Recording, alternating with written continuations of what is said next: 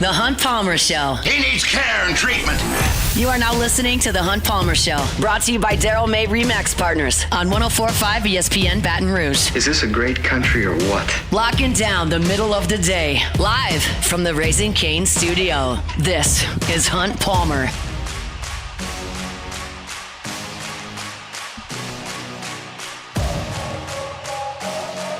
Welcome in. Hunt Palmer coming to you from the Raising Cane studio downtown in the capital city on this Tuesday. Means we're brought to you by Daryl May of Remax Partners. Jordan Kitchens, Cassie Spazzali back there on the ones and twos. Thanks for being with us. Hope your work week's off to a good start. Sharif Ishak moving up in the order today. He's going to be with us in 15 minutes talking Saints. Glenn West at 1:30 talking Tigers. We'll talk to Colin Jeter, former LSU tight end, and remember with the LSU Alumni Association, he's with us at 2 o'clock on Tuesdays. LSU basketball on the court tonight against Alcorn State. I may get to some LSU baseball if time permits. It may not, because it's silly season and we're talking about Lane Kiffin. So let's do that to start things on our Genesis opening drive. It's time for Hunt's opening drive, presented by Genesis of Baton Rouge. I will be honest with you, very honest up front. I am writing a lot about this. I am talking a lot about this. I'm doing interviews in other markets about this. I'm reading a lot about this. I'm listening to a lot about this. It is hard for me sometimes to keep up with what I have said on this particular radio program and what I've said elsewhere or written other times or listened to. Like it is truly the silly season, and everybody's got a take, and everybody's got a rumor, and everybody's got a question, and there's a lot going on. I mean, yesterday, I'm getting asked whether or not Lane Kiffin was having dinner at Stabs on Jefferson Highway. I'm going, no, I'm not there, but that doesn't sound like a very good idea considering that he's Ole Miss's coach. I don't think if he was in Baton Rouge, he'd be in a back room somewhere. I don't think he would be in Baton Rouge, and our information was that he wasn't in Baton Rouge, so I don't think he's sitting up at the bar at Stabs. Like that happened. I'm hearing questions. Well, are there NIL deals for his kids? I don't think so. We are really, really cranking this thing up to 1,000, and I'm trying to keep it closer to 100. But it is silly season at this point, and until Lane Kiffin does something, it's just going to stay that way. In every moment that passes, it feels like when he does nothing that he's going to do something big, which is to move on. I know that I said that on this program yesterday, but since we left the air at 3 o'clock on Monday afternoon, here's some of the stuff that has happened. Lane Kiffin's family that came in on a plane flew back to Oxford.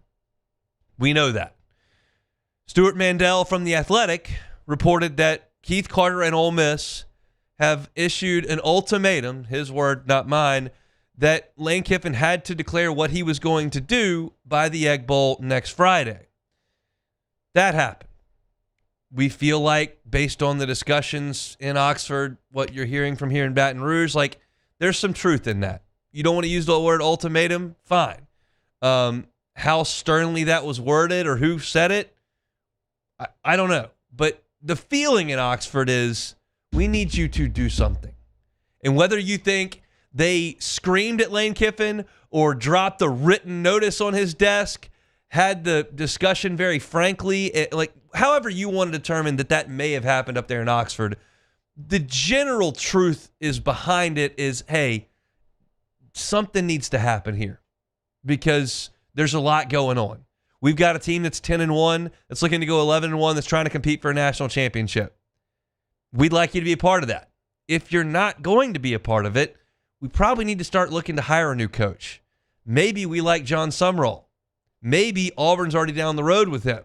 We don't want to be held out to dry, and then you make a decision in the middle of January, middle of December, and now we don't know who to hire. And you feel like LSU, well, they've still got a little bit of time. Like, this is clearly number one on their list, so they would like things to wrap up pretty quickly as well. Everybody wants to do something except Lane Kiffin, who's probably wrestling with this a little bit. Now, today, Lane Kiffin went on the McAfee show. Like, I knew immediately when I turned that on what was coming here, okay? Pat McAfee does not work for the New York Times. he's not an ink-stained journo. Pat McAfee is into coming on in a tank top, cutting up, dropping a few four-letter words, and having some fun. So I knew the second Lane Kiffin popped up on that screen, I was not going to get an answer to anything. Like, I knew that. I think there are a lot of people that thought that answer might be coming there. I saw some people criticizing McAfee for the way he handled the interview. Like, you know what you're getting from Pat McAfee. He's not going to sit there and press and press and press to get information and break news. That's not how he gets these people to come on his show. He does that because he's a cut-up, and he will allow them to kind of control the narrative. He did this with Aaron Rodgers. Paid Aaron Rodgers to go on that show. Aaron Rodgers wasn't going to give him anything significant about the retirement, the injury situation. Like, it was going to be a jovial guest-first conversation, and that's exactly what Lane Kiffin was on the McAfee show today. The quote that I pulled that I wrote at LouisianaSports.net was in regard to, has there been an ultimatum issued by Ole Miss to you about when to figure this out? And Lane Kiffin said, that's absolutely not true. There's been no anything like that at all. I don't know where that came from, like a lot of stuff that's out there. That's what he had to say.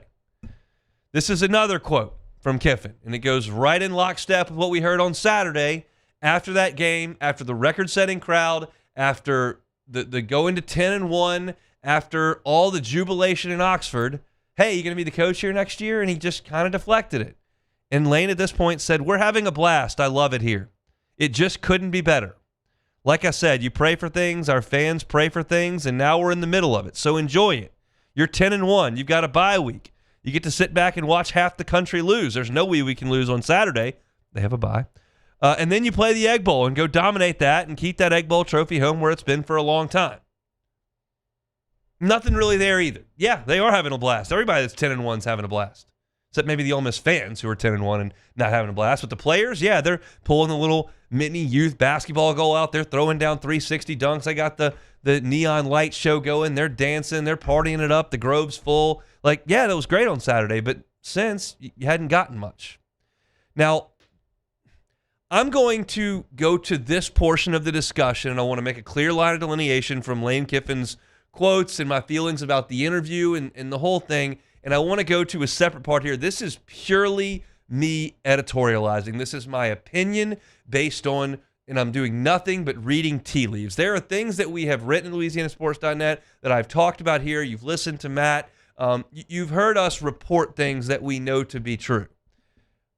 What I'm saying next, I don't know to be true. This is my feeling from observing the situation. I'm now completely immersed in it because it's my professional life 24/7.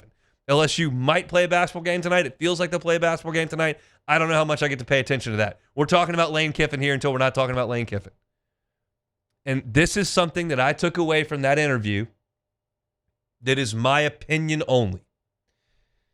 Lane Kiffin alluded multiple times to how much fun the fans should be having right now, and to how the players are the reason that everything's great at Ole Miss and not him. He doesn't play. It's the players that have done so well, and the assistants need to enjoy it. And he was talking about everybody kind of enjoying it and deflecting away from himself. That is incorrect. Himself.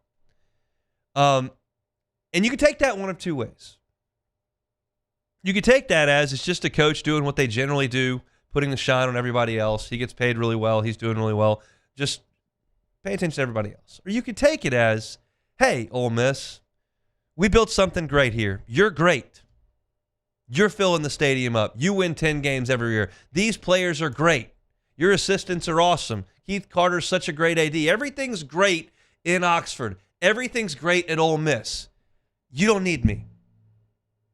Like, I'm editorializing, fully, absolutely putting that on the table, not telling you anything I know. I'm editorializing here. That's what it feels like, because he never, ever, ever says to anyone, McAfee, the media, like, no one has anything that suggests Lane Kiffin saying, I'm not going anywhere, y'all. I'm staying here. And it continues to build, and it continues to mount, and the Twitter stuff keeps happening, and then the guests, I mean, It's not going to stop. He's going to get asked about it tomorrow in the teleconference.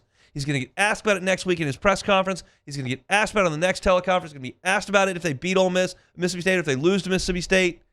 He's going to get asked about it at every single opportunity that a writer is invited to be in front of him. And he doesn't do anything to tamp it down. Nothing. Just says, I don't want to talk about it. And it just feels like when he doesn't, what he could do is lie.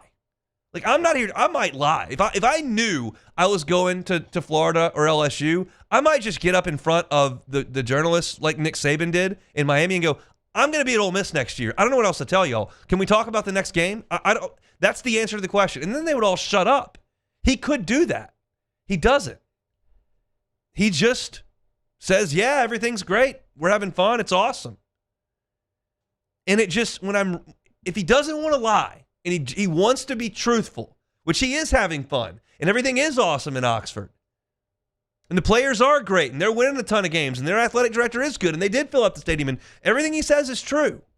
But if I want to try to deduce something from all that, I'm kind of deducing like he says, yeah, Ole Miss, everything here is great. Like, you should enjoy this. You've prayed for this. He literally said that you've prayed for this. It's here. Have a blast. I'm out. Is what I add to that. That's what it feels like to me. We won't know until he does something. And I don't know if that's this afternoon, Friday morning, the day after the Egg Bowl on Saturday. Like, I don't know. But we just sit here, flap in the breeze, read every tweet, address every rumor, write every story, watch every interview hit. It's exhausting, but it is what it is. It's Lane Kiffin going on the McAfee Show. You can read our updates over at LouisianaSports.net. I've got a column up that's about how big a deal this is to the Southeastern Conference. Chris Marlar's got a column why he thinks that Lane Kiffin is a great fit at LSU. I've got the update from the McAfee Show. Like, there's a lot up there at LouisianaSports.net. It's all free, so if you want to go check that out, it's all there for you. That's our opening drive. It's brought to you by Genesis of Baton Rouge. When we come back, Sharif Ishak talking Saints next. The Hunt Palmer Show. Daryl May of Remax Partners. Where's Daryl May from? Baton Rouge. What does he do? Helps you buy and sell homes. Licensed real estate agent in Louisiana and Mississippi. Listen to this. I know a family that might be buying and selling 2 houses in Mississippi and Louisiana in the next couple of months.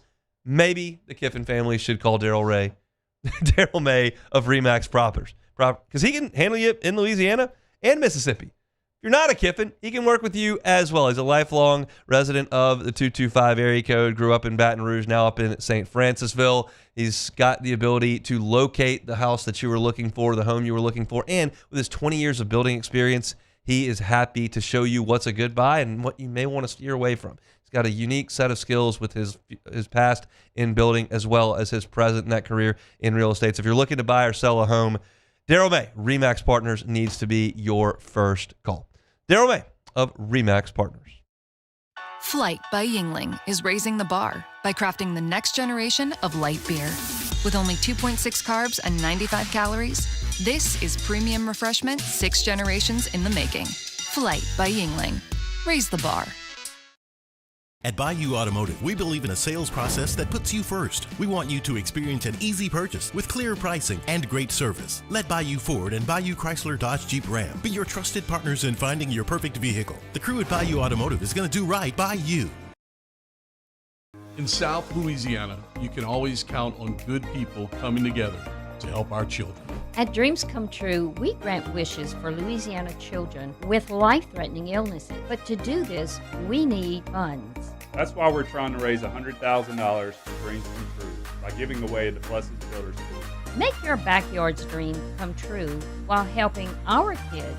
Just go to dreampoolla.com and you can find out how your $25 donation might help win you a Duplessis pool. Attention diesel mechanics. River Parish Contractors has an immediate full-time opening with benefits. Valid licenses and TWIC card is required to apply. Call or text Big Jake today at 985-479-9858 or go to rpcontractors.com and click on Apply Now. Come be part of the team that values hard work. has a high standard of excellence and delivers projects on time and safely. River Parish Contractors. Let's get building.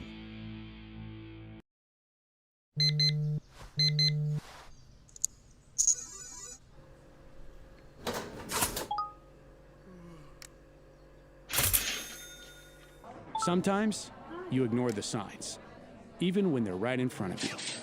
Problem gambling isn't always easy to spot. Know the signs, set your limit.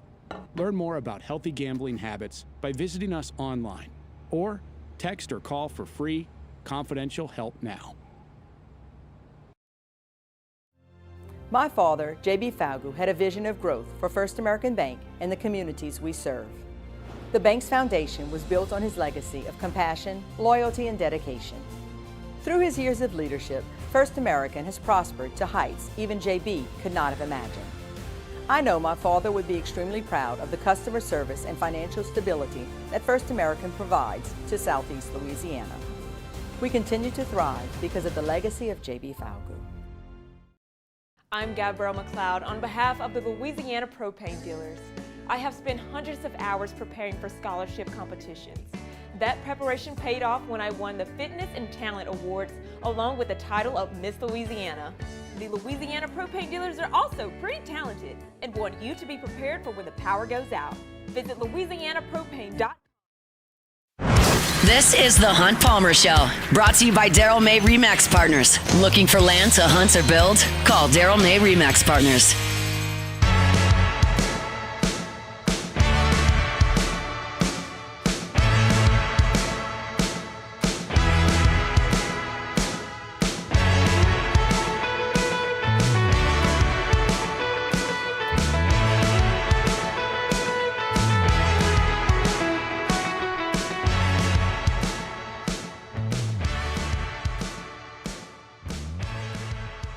Chugging right along here on this Tuesday, brought to you by Daryl May of Remax Partners. Let's switch the conversation from Lane Kiffin and LSU over to the New Orleans Saints, who now get ready for their hated rivals, the Atlanta Falcons. They'll be in the Dome on Sunday. So will Sharif Ishaq. He joins us now on the Jim's Firearms Hotline. Sharif, how we doing? I'm doing, it is what it is. That's my answer. That's how I'm doing. Well, let's talk about the Saints because it's been pretty dreary for the entire season, but they get a win on the road. Got the bye week. Falcons dealing with injuries. Like, they're starting to feel a little bit of positive momentum in New Orleans? Yeah, I think this is the Super Bowl for the Saints this week.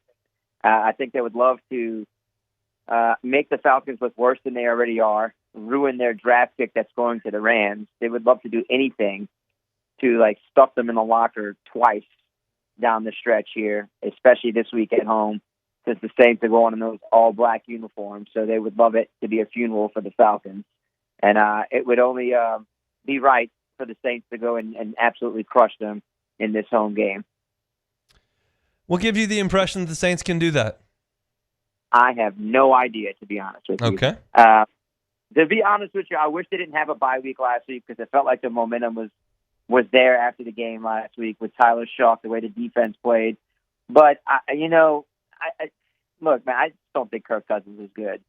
And I understand people are going to think the Saints defense is that good, but for some reason they match up fairly decently against Kirk Cousins. The game that they even won, was it last year, the one that early in the season that Younghoe Koo hit that game-winning field goal, his longest field goal ever, that he went sideways. The whole season went sideways for them. But, look, I didn't think Kirk Cousins had a good game that day, and they still won. So here's the thing. I think the Saints defense has a good recipe for facing off against Kirk and also no Drake London. The only thing they really have is Bijan Robinson. I think they can stack the box and ask Kirk Cousins to beat them, and I don't think that it's going to happen for them. Well, look, last week that was kind of the deal with Rico Dowdle, the way he was running the football with Carolina, and the Saints just kind of shut him down. Now, Bryce Young is, I would submit, worse than Kirk Cousins, and he certainly didn't get anything done that day in Charlotte, but they've had a bad run defense for a lot of the early part of the season. It did show up a week and a half ago. You feel like they can replicate that? I think they can, but I really do think Bijan Robinson is going to have a decent game. Dude is athletic. He's good. I think he's gonna get hit. It's just you cannot allow Kirk Cousins to also add on top of that. So I am going to just leave it all on Kirk Cousins. Let him beat you. I'm going to stack the box and trust my cornerbacks, Kool-Aid and Quincy, to stop whoever they run out there at receiver, not Drake London since he's hurt. So I'd feel good about that if I were the Saints. And I feel good about the way their offense is playing. Now, their defense is somewhat solid, but you saw what Bryce Young did last week. Bryce Young seems to turn into Drew Brees or a Hall of Famer anytime he plays against the Falcons. So I kind of like the way that things are trending for the Saints offense and Tyler Shuck after that Rams game. You saw a little bit in the Rams game. You saw more in the Panthers game. Give them credit. Panthers are a decent defense. So I'm liking the way it trends. Now, they are going to have to do the same thing on the ground. They're going to have to be able to run the football like they did against the Panthers. I mean, you're going to have to mix the screen game in like they did against Carolina. You saw a little bit some screen plays there. So I always tell you every week, man, just show me something. Show me some progress. Show me some development from your young players. But this week it means a little bit more. Show me you can do both, and keep the fans happy. I know it's going to mess the draft pick up, but it's worth it. Just for this week. My thing is, like, Shuck, I thought played well 2 weeks ago. I really did. I thought he managed the game very well. I thought he was very good on third down. I thought he improvised well. I thought he hit a couple deep balls for scores. Like, there were some really good. Then I look up at the scoreboard and it's like, well, they only got 17 points. Like, where were you on how he played for the entirety of the game and then the point total that was there at the end?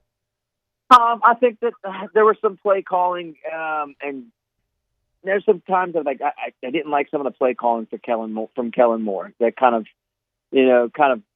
skewed the points. I think they probably could have had a few more points had Kellen made some better calls. And I think he would tell you the same thing. They could have had a few more points on the board. I like the way he played. I truly did like the way he played. We talked about it last week. How he was able to get himself out of the pressure, avoid pressure, step up, climb the pocket, go left to right, sideline to sideline, make some good throws. I mean, once again, I think that's a solid Carolina defense. For him to do that on the road, it's a good sign. It's a good stepping stone for him in terms of his development. Now, if he can do it again this week I think that the Falcons are a decent defense as well. So if he's able to hum it down the field, get it over their intermediate routes, look comfortable in the pocket. That's one thing I want to see this week, Hunt. I want to see whoever's starting in the offensive line, and the offensive line is beat up. Well, I'm waiting to see if Fuaga gets back this week. If those, at least if you have three of your starting offensive linemen and you play better and you keep that pocket clean, you should feel good about what they have. So I know my answer to this question, and I think it's a little bit of a silly question, but I think there are other people with other answers. So I give that caveat and then toss it to you. Like, what is the best case scenario for the Saints post-bye week? It just completely bottoms out. You finish with 2 wins and you get the number 1 pick in the draft.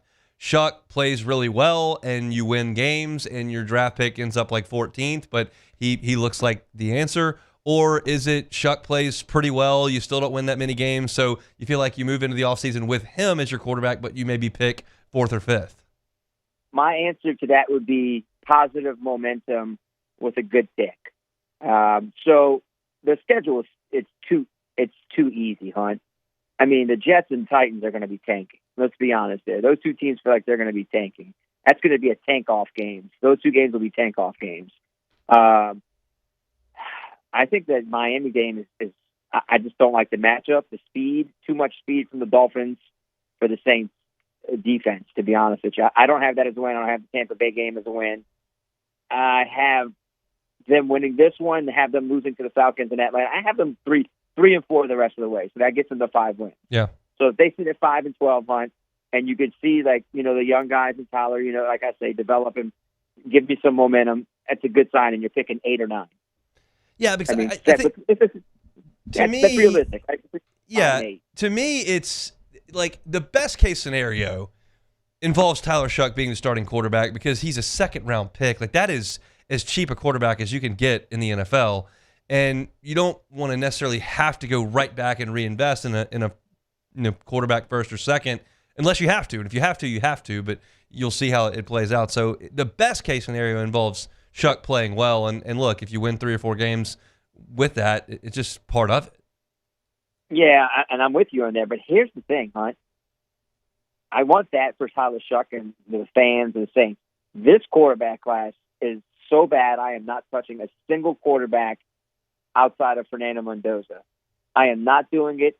If I am in a position where another team wants to come up, because this team desperately needs draft picks. If you're sitting at 5 and someone sees Dante Moore and they're like, hey, we'd love to come up and get him, that's the chance for the first time ever for Mickey Loomis to move back and collect some assets, and you try to fix this team over the next few years. This would be the time to do it. You know damn well he's not doing that. Yes, I know. Maybe he does. I don't know. Maybe for the first time ever. Not. But this is the thing. He's not going to do that. He's never done that. He's not going to move out of the 5th pick. I know. I mean, that's what we would do. I mean, a smart person would absolutely move back and do that. This isn't the time to draft a quarterback. Even if things go, okay for Tyler Shuck. I don't know if I'm ready to draft a quarterback. I can't do it. Not in this class. Maybe next year's class, I'd be down for it. You need to get some playmakers. You need to get the best player available at the spot you're at, because this team desperately needs any position outside of left and right tackle and center. You need a player at every one of the other positions. How about that? Yeah, I wouldn't disagree with that. Saints win on Sunday? Oh, yeah, by 100. Never picking that team from the other state. Few states over. I'm never. You heard it right here. Team. Saints by 100 over the Atlanta Falcons. Their funeral as the Saints wear all black. Sharif Ishak, WDSU. Thank you, sir. All right, Hunt. You can find all of our Saints content, Hunt on Saints on YouTube, wherever you find your sound. Certainly Raw Jackson's got them covered over there, LouisianaSports.net as well. Let's go back to the LSU discussion. Glenn West next. The Hunt Palmer Show. Genesis of Baton Rouge. GenesisofBatonRouge.com is the website. Every car that's on the lot is online at GenesisofBatonRouge.com. Holidays are coming up. Want a rental car for Thanksgiving road trip? Want a rental car for a Christmas road trip? Don't want to put those miles on your vehicle? Would rather rent? You can do that at Genesis of Baton Rouge. 1, allows you to keep those miles off your car. 2, lets you get behind the wheel of a Genesis perhaps for the first time. If you've never done it, just go by and see them. Promise you will realize the difference once you get behind the wheel. They're on airline at PICU. Go by and see them, see their amazing staff, see that incredible line of vehicles, and they say, hey, I'd like to rent a vehicle. They will get that to you, and you will not regret it. Genesis of Baton Rouge. You can find them online at GenesisofBatonRouge.com. At Bayou Automotive, we believe in a sales process that puts you first. We want you to experience an easy purchase with clear pricing and great service. Let Bayou Ford and Bayou Chrysler Dodge Jeep Ram be your trusted partners in finding your perfect vehicle. The crew at Bayou Automotive is going to do right by you. Raising Cane's is our victory meal. Football fans are some of the most dedicated fans in sports. It's a fundamental quality we share, and that fuels every single order of our hand-battered chicken fingers. Wherever there's football, there's Raising Cane's. One love. Let's go. My father, J.B. Falgu, had a vision of growth for First American Bank and the communities we serve. The bank's foundation was built on his legacy of compassion, loyalty, and dedication. Through his years of leadership, First American has prospered to heights even J.B. could not have imagined. I know my father would be extremely proud of the customer service and financial stability that First American provides to Southeast Louisiana. We continue to thrive because of the legacy of J.B. Falgu.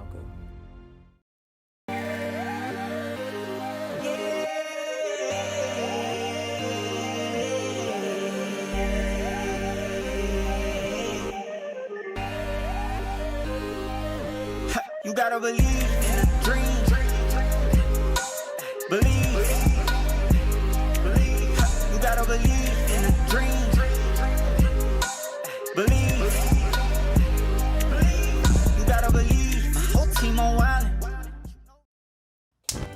Looking for cleaner energy? Propane is energy for everyone. And when you're cooking with clean, affordable propane, you're cooking with gas. In the wintertime, nothing heats a home like Louisiana propane. And when you need hot water, propane's got you covered. Oh, and you won't regret that propane generator when the power goes out. I'm Miss Louisiana, Gabrielle McLeod, and to find more information and to find a propane dealer near you, visit LouisianaPropane.com. At Bayou Automotive, we believe in a sales process that puts you first. We want you to experience an easy purchase with clear pricing and great service. Let Bayou Ford and Bayou Chrysler Dodge Jeep Ram be your trusted partners in finding your perfect vehicle. The crew at Bayou Automotive is going to do right by you. I'm Lawyer Locke Meredith.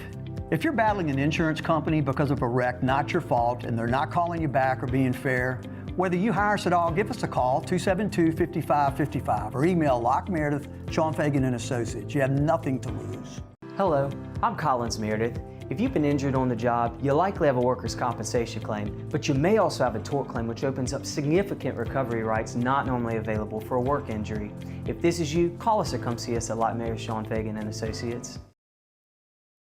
Supreme Jasmine is premium American-grown rice. From local farms to your table. This is the Hunt Palmer Show, brought to you by Daryl May Remax Partners. Looking for land to hunt or build? Call Daryl May Remax Partners.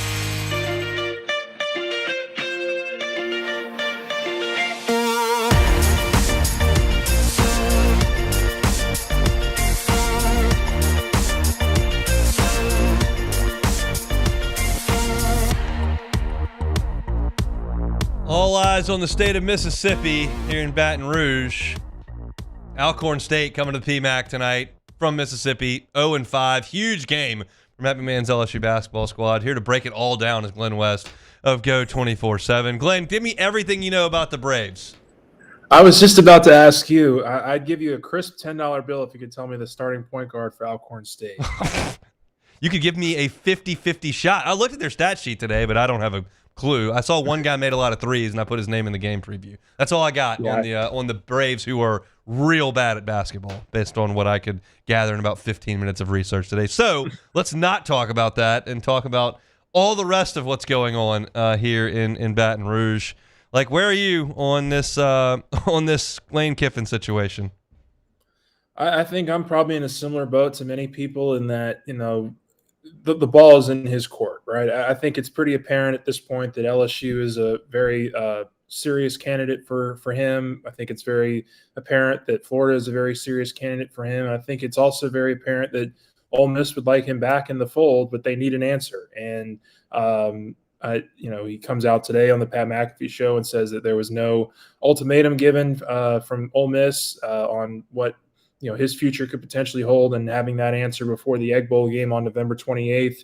I'm not taking him for his word on that. There's too much other noise around this that it sounds like this is going to be coming to a head here within the week, or maybe even a matter of days, as to what he ultimately decides his future will be. But I just know from an LSU perspective that they're throwing everything they can at him.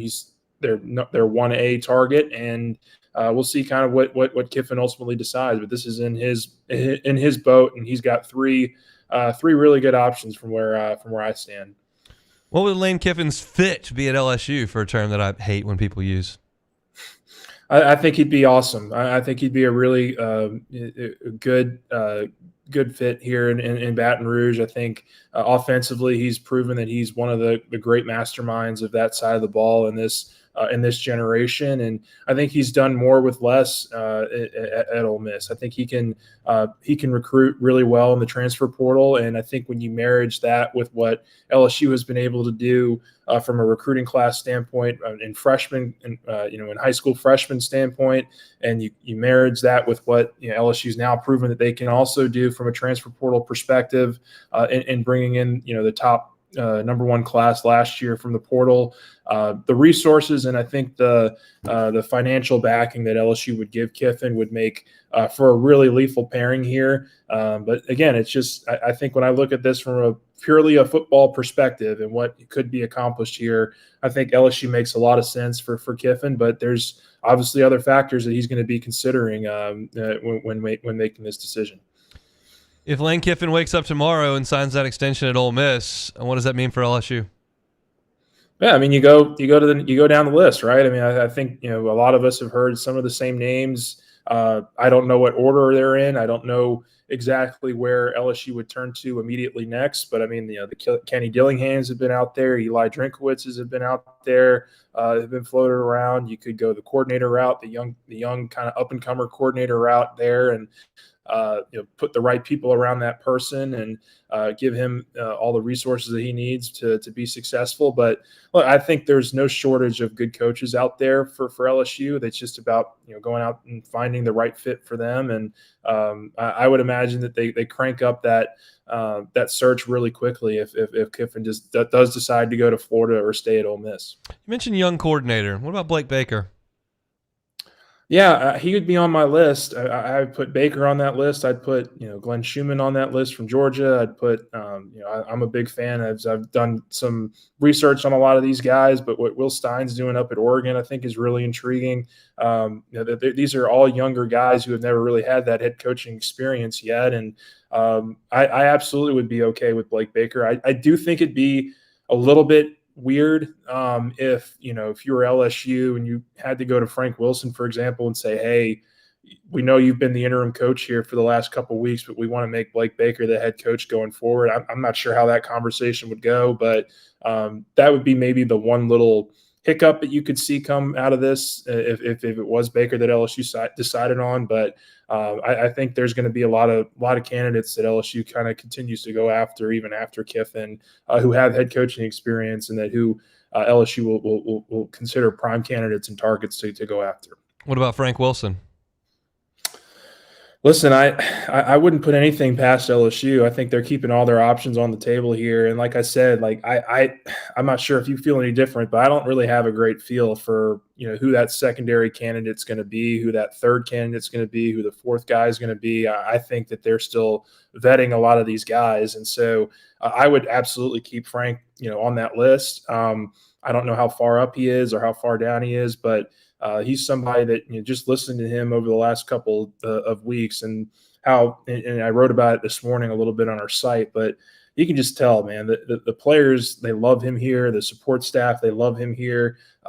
He is LSU through and through, and we'll see kind of what happens over the next couple of weeks, but it would be really, really tough no matter who is brought in here to be the next leader of the program if Frank Wilson's also not a part of this staff. Glenn West, our guest, senior writer for Go 24/7, team coverage as well as recruiting coverage. They got you over there at Go 24/7. All right, let's switch to this team. What happens at quarterback for the next 2 weeks?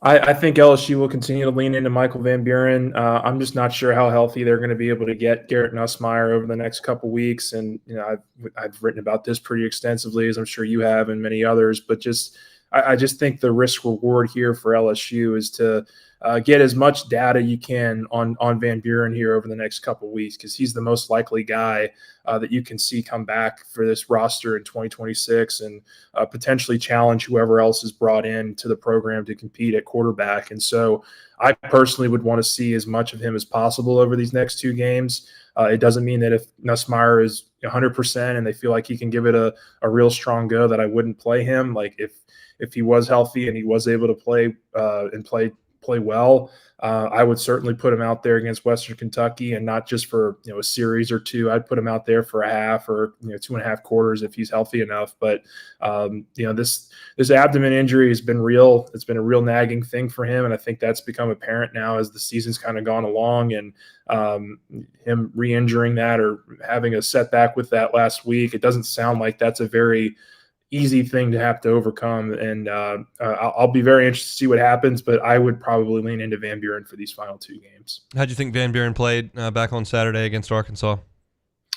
I thought he was all right. I mean, I don't think there were those moments where it's like, wow, that guy could be the future of the program right here. I thought he had some really good clutch moments in the fourth quarter there with that 35-yard scamper. Obviously led the 92-yard touchdown drive. Didn't turn the ball over, didn't put the ball in too many compromising positions, but I think that was also by design. LSU didn't ask him to do any more than what he needed to do to win that game for them. And look, this is still a flawed roster, right? It's a flawed team. It has had its bumps and bruises along the way with the offensive side of the ball in particular. But I thought Van Buren handled himself well. Certainly something to build on, but I'm not ready to go to he's pounding the table as the starter for 2026. But he's got some things that he can build on, I think, with that performance. Harlan Berry's gotten a lot of pub over the last couple of days. Certainly he's shown some explosiveness in the second half of this season. What have you seen from the freshman running back?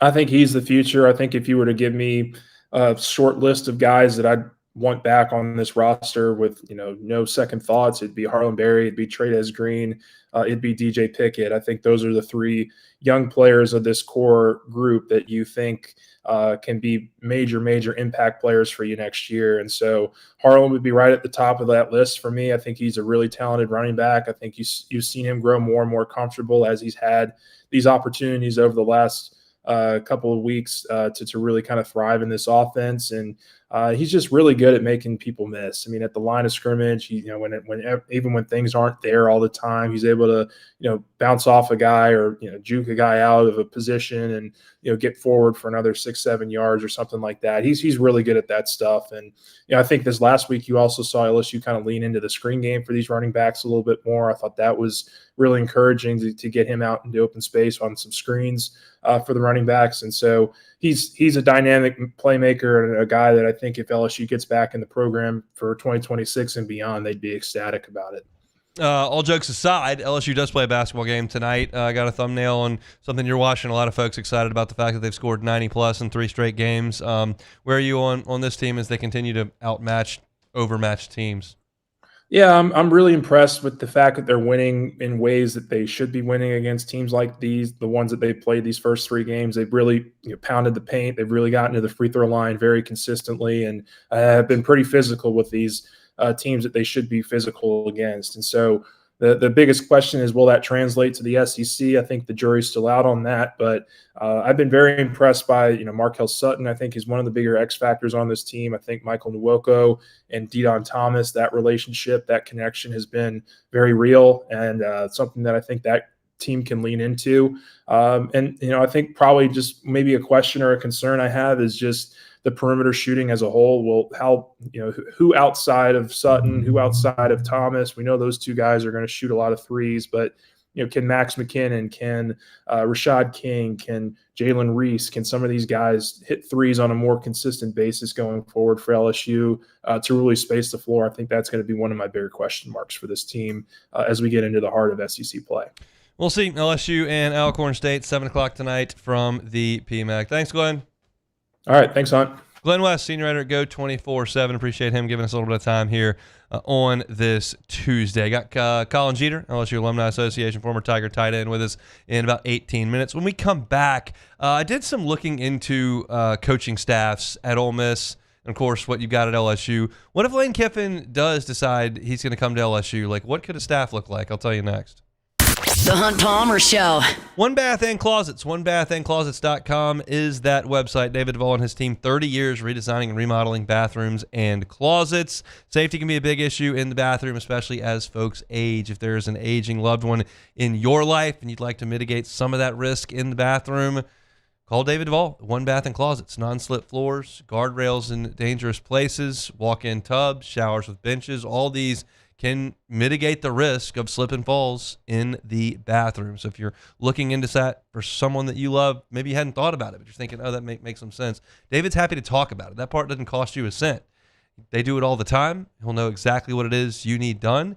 And if you're looking for financing options, they've got it. 0% for up to 18 months. That's same as cash. So go online to OneBathAndClosets.com, request that free consultation, have the talk with David, and move forward with that project in your home. It's One Bath and Closets. You can find them online, OneBathAndClosets.com. Flight by Yingling is raising the bar by crafting the next generation of light beer. With only 2.6 carbs and 95 calories, this is premium refreshment 6 generations in the making. Flight by Yingling. Raise the bar.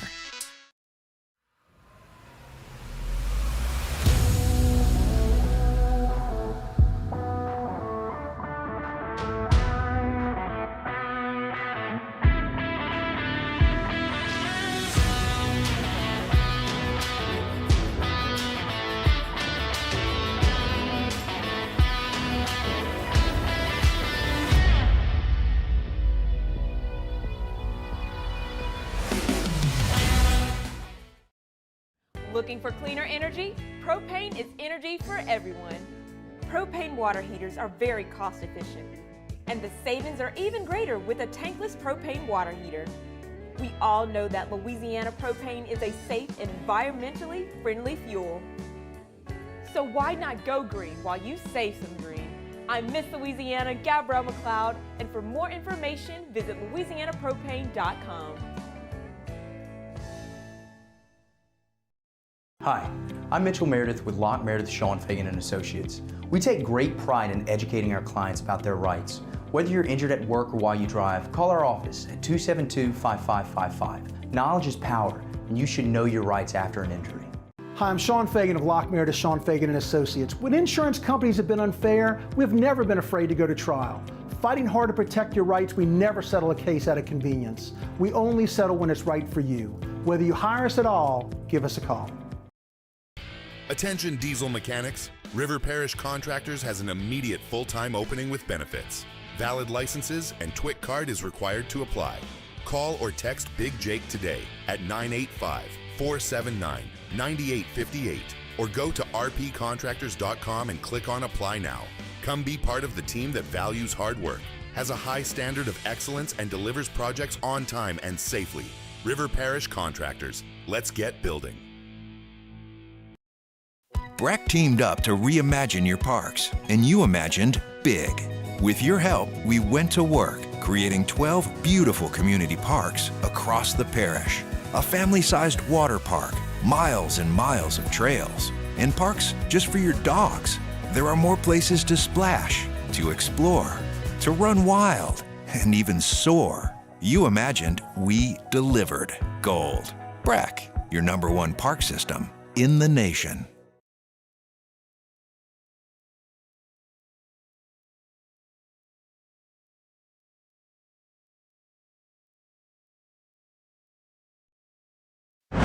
This is the Hunt Palmer Show, brought to you by Daryl May Remax Partners. Looking for land to hunt or build? Call Daryl May Remax Partners.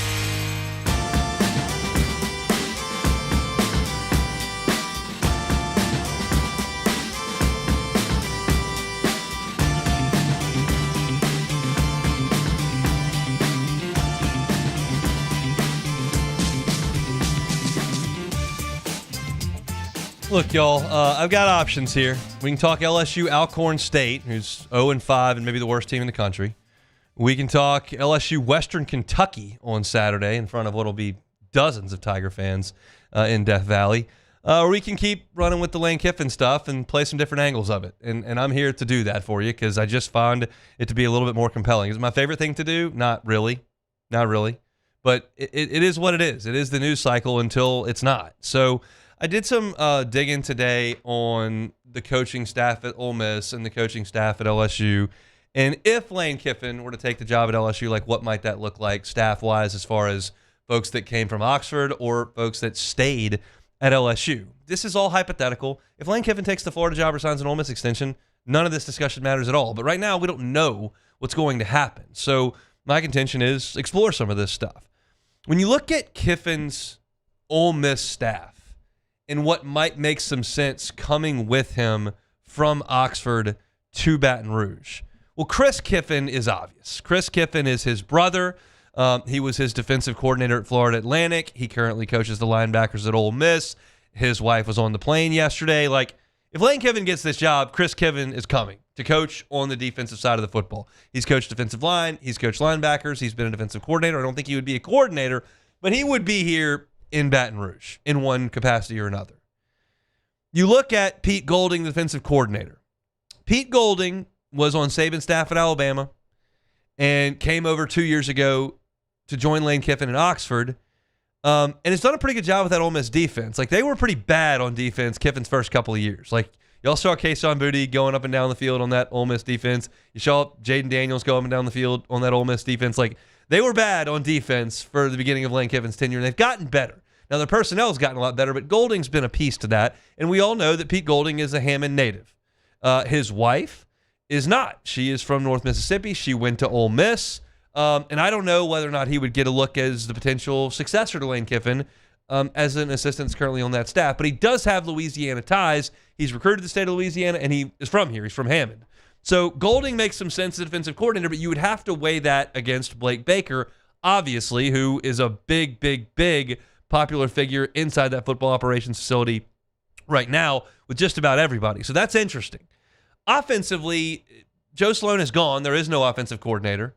And that spot is open. And Lane Kiffin and Charlie Weiss Jr. have been a dynamic duo there in Oxford. Charlie Weiss Jr. is the highest paid offensive coordinator in the Southeastern Conference.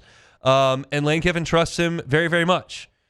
They make music together. But does Charlie Weiss want to come to a second stop with Lane Kiffin and kind of play second fiddle for a big paycheck? Or does he want to spread his wings, go somewhere else where Lane's not on the headset, and try to advance his career that way? I don't know. But Charlie Weiss Jr. makes a lot of sense to come with Lane Kiffin from Oxford to Baton Rouge because they've been so good together there at Ole Miss. So those are the most likely names I would imagine from Kiffin's staff at Ole Miss. The other name to keep in mind is Randall Joyner, who has been the defensive line coach for Kiffin's entire tenure in Oxford. His position group, Jared Ivey, Walter Nolan, J.J. Pegues, Sontaran Perkins, Princely Umamielen, like he's recruited some big names there. He has developed some big-time players there and apparently is a rock star in Oxford. That's a position coach that is celebrated there in the way that we celebrate Frank Wilson, that we celebrate Corey Raymond. Just a guy that is thought of as a huge piece to the operation at Ole Miss. Obviously, I think Lane Kiffin would like to have him wherever it is that he goes. Would Randall Joyner leave Oxford and come to Baton Rouge? Now, keep in mind, with I mentioned all these names, these guys are going to the playoff. So if Lane Kiffin comes here next week, like they're probably not coming. And he's got a signing period to deal with while Ole Miss continues to trek on into the college football playoff, which is wild, but it is what it is. Now, you look at the guys on this staff currently at LSU that Kiffin could retain. Frank Wilson makes a ton of sense. Frank Wilson worked with Lane Kiffin at Tennessee. He was a New Orleans high school guy, went to Southern Miss to coach there, and Lane Kiffin hired him at Tennessee for that 1 year. Then Kiffin bolted for USC. Les Miles hired Frank Wilson back to LSU, and kind of the rest is history there. But they have a relationship from the past, and it would make sense to me to keep Frank Wilson on staff for sure, partly because this recruiting class that he's helped put together hasn't fallen apart on him. Like, he has one decommitment. I would keep him around. Corey Raymond, same thing. I'm not letting him walk. Sorry. And I don't think that Lane Kiffin would make the same mistake that Brian Kelly made in making Corey Raymond walk. And then you got the wild card here, which you got to toss it out there. Like, I don't know how realistic it is. I don't know what the reaction is in Baton Rouge when I say this, but I have to at least bring it up. Ed Ogeron and Lane Kiffin have worked together a lot. They've got a great relationship. They worked together at USC. Ogeron was trying to bring Kiffin here to be the offensive coordinator when he got the head job. They're buds. And Ed Ogeron said on ESPN Radio's national programming, like, yeah, I go back to LSU. I love LSU. I'd have to consider it. I wouldn't close that door. Now, I think Ed wants to be a head coach. Whether or not that opportunity presents itself, I don't know. But you got to at least bring it up when you talk about LSU and Lane Kiffin. Now, that defensive staff is thought of to be pretty good. And whether it's Kiffin or somebody else that comes in, like, do you want to mess too much with that? Well, we'll see. But I think that those are interesting names to consider with Kiffin's decision looming here. Chris Kiffin would be a slam dunk. The two coordinators in Oxford right now, Pete Golding, very highly respected. Charlie Weiss Jr., very highly respected. You look inside LSU's building, Frank Wilson, guy that I think's got to be part of the program, as well as Corey Raymond. Then you look at Blake Baker. Is he retained? You look at Randall Joyner. Is that a guy that would leave Ole Miss to come to Baton Rouge?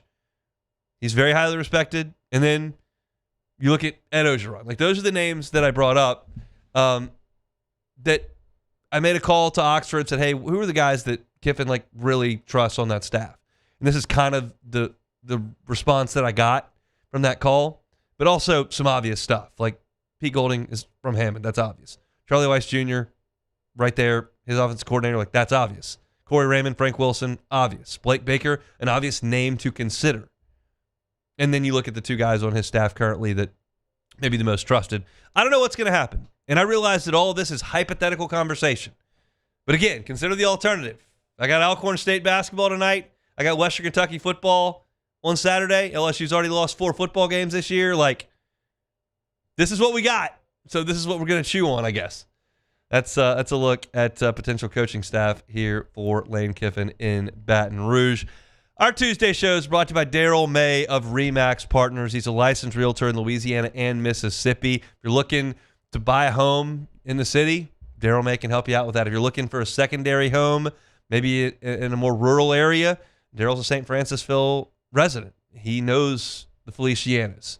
He can help you out if you want a property or new home in Woodville, Mississippi. He's got 20 years of building experience. He's got a lifetime of experience in Baton Rouge. He can help you find that home that you're looking for and sell your home in Louisiana or Mississippi. He's Daryl May of RE/MAX Partners, brings you our Tuesday shows each and every week. Open today with my latest thoughts on Lane Kiffin, including his appearance on the Pat McAfee show today. Had a conversation with Sharif Ishak on the Saints, Glenn West on the Tigers, a little bit of coaching staff talk. We'll continue our discussion after SportsCenter. Colin Jeter, LSU Alumni Association, former Tiger, will be with us, and we'll talk some more Kiffin and LSU. That's what we're doing today. It's a Tuesday edition of the Hunt Palmer Show. The Hunt Palmer Show. Attention diesel mechanics. River Parish Contractors has an immediate full-time opening with benefits. Valid licenses and TWIC card is required to apply. Call or text Big Jake today at 985-479-9858 or go to rpcontractors.com and click on Apply Now. Come be part of the team that values hard work, has a high standard of excellence, and delivers projects on time and safely. River Parish Contractors. Let's get building. At Bayou Automotive, we believe in a sales process that puts you first. We want you to experience an easy purchase with clear pricing and great service. Let Bayou Ford and Bayou Chrysler Dodge Jeep Ram be your trusted partners in finding your perfect vehicle. The crew at Bayou Automotive is going to do right by you. Raising Cane's is our victory meal. Football fans are some of the most dedicated fans in sports. It's a fundamental quality we share, and that fuels every single order of our hand-battered chicken fingers. Wherever there's football, there's Raising Cane's. One love. Let's go. Hi, I'm Mitchell Meredith with Locke Meredith, Sean Fagan & Associates. We take great pride in educating our clients about their rights. Whether you're injured at work or while you drive, call our office at 272-5555. Knowledge is power, and you should know your rights after an injury. Hi, I'm Sean Fagan of Locke Meredith, Sean Fagan & Associates. When insurance companies have been unfair, we've never been afraid to go to trial. Fighting hard to protect your rights, we never settle a case out of convenience. We only settle when it's right for you. Whether you hire us at all, give us a call. The Windsor Senior Living Community in Mandeville, Louisiana is a beautiful, vibrant apartment community geared towards seniors. They are nestled right in the heart of Mandeville, where seniors live a more carefree lifestyle in spacious apartments with the peace of mind that comes from having a little extra help. Call the Windsor at 985-624-8040 to schedule a lunch and tour. Come see how the Windsor can be your passport to peace of mind. Hi, this is Beth Serena. Welcome to my pool.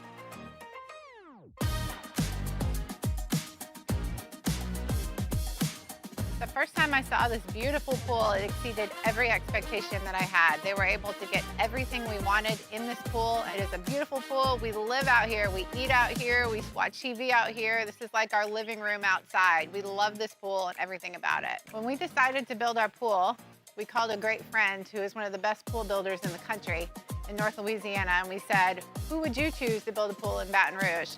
And without a hesitation, he told us Russell Pools. He said their history, tradition of great builds, great pools was unmatched. So of course, who did we call? Russell Pools.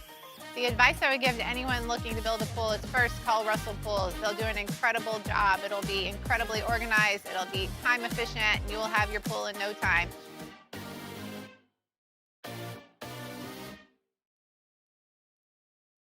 At Auctioner, we know healing is a team sport. That's why we've partnered with world-renowned orthopedic surgeon Dr. James Andrews to create the Auctioner Andrews Orthopedics and Sports Medicine Institute. Whether you're a professional athlete or a weekend warrior, our team of specialists are dedicated to getting you back in the game. So whatever your reasons are for reaching your personal best, we've only got one: you. Auctioner Andrews Institute. Long live you.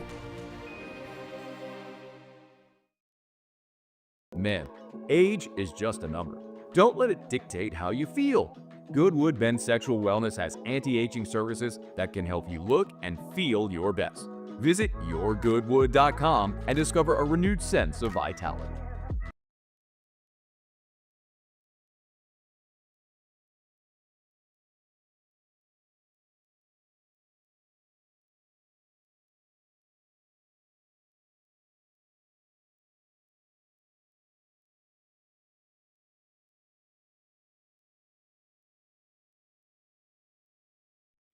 Sports Center. I'm Nick DeLuca. A couple of tight division races across the NFL heading into Week 12. The Steelers on top of the AFC North with the Ravens closing quickly. Pittsburgh picking up a win over the Bengals on Sunday, but losing quarterback Aaron Rodgers to a left wrist injury after testing. Rodgers revealed to have suffered a small fracture that will not require surgery. Head coach Mike Tomlin did not rule him out for Sunday's game against the Bears, and Rodgers' status will be determined later on in the week. Mason Rudolph taking over in the second half against the Bengals, finishing 12 of 16 for 127 yards and a touchdown. Elsewhere, Week 12 opening up on Thursday Night Football. The Bills and the Texans. Houston trying to keep their postseason hopes alive. Won't have quarterback C.J. Stroud again this week. He's still in the concussion protocol. Davis Mills will make another start. Stroud is set to return to practice. In college hoops, Kansas freshman Darren Peterson will miss tonight's game against Duke in the Champions Classic due to a hamstring injury. Hey, it's your resident Super Bowl champ, Chris Kennedy. Coming on Wednesday, the Chiefs are currently outside of the playoffs, so have they lost their aura, and can they get it back? It's unsportsmanlike, 6 a.m. Eastern, right here on ESPN Radio, ESPN2, and ESPNU.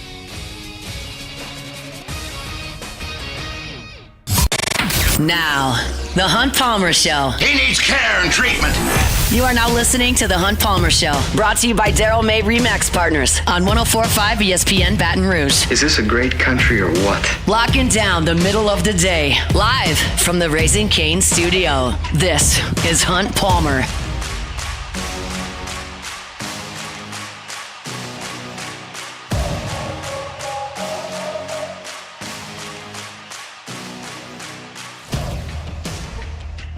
Hour 2 here, Tuesday edition of the Hunt Palmer Show, brought to you by Daryl May. I keep saying Daryl Ray. It's just not, that's just wrong. Call Daryl Ray. I don't know if he can buy or sell your home at all. If you call Daryl May, he can for sure. We call Colin Cheater, and he shows up every single Tuesday, former Tiger tight end, now at the LSU Alumni Association. How are you, sir? Doing good. Tigers back in the win column this week. We're back. Who's going to be the coach? You know, Colin, you work for the Alumni Association. You played there. Who's the coach going to be? You know, I have about 80,000 people who think I know who the next head coach is going to be, and I could promise you it's not going to be me, but that's all I know. The first text I got this morning was at like 6:15 a.m. asking about it. So people are not bashful. That's okay.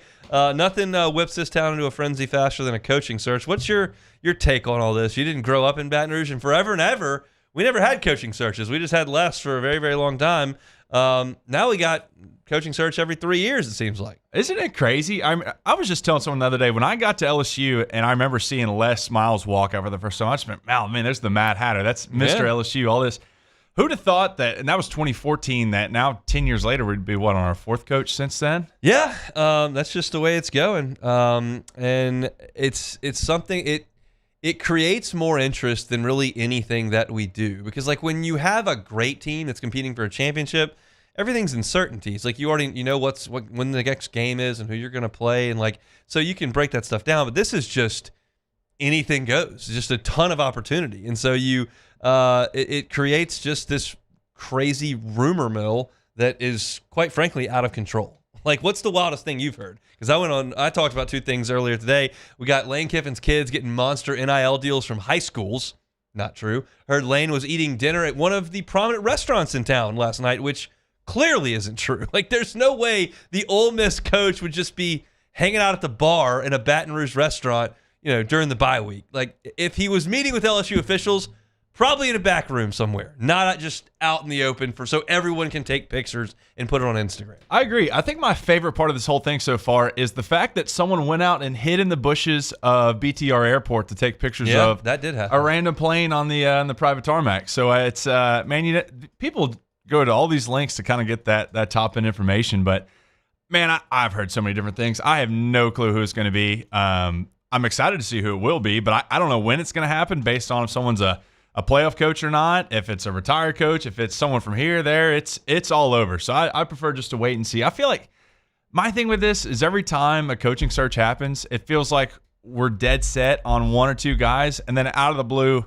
someone else ends up being the coach. So I almost kind of just want to step back and not even trust what I'm hearing. That said, what would you think about Kiffin? I think Kiffin would be cool. I think a lot of people would be excited. He's obviously an offensive guy. I think he'd hang up points. He's got the kind of uniqueness to him that I feel like fits in with the Les Miles, the Coach O, kind of that unique personality. I think there's some pieces that would fit, but I don't know. It's obviously Verge's decision and the board of supervisors and everybody else.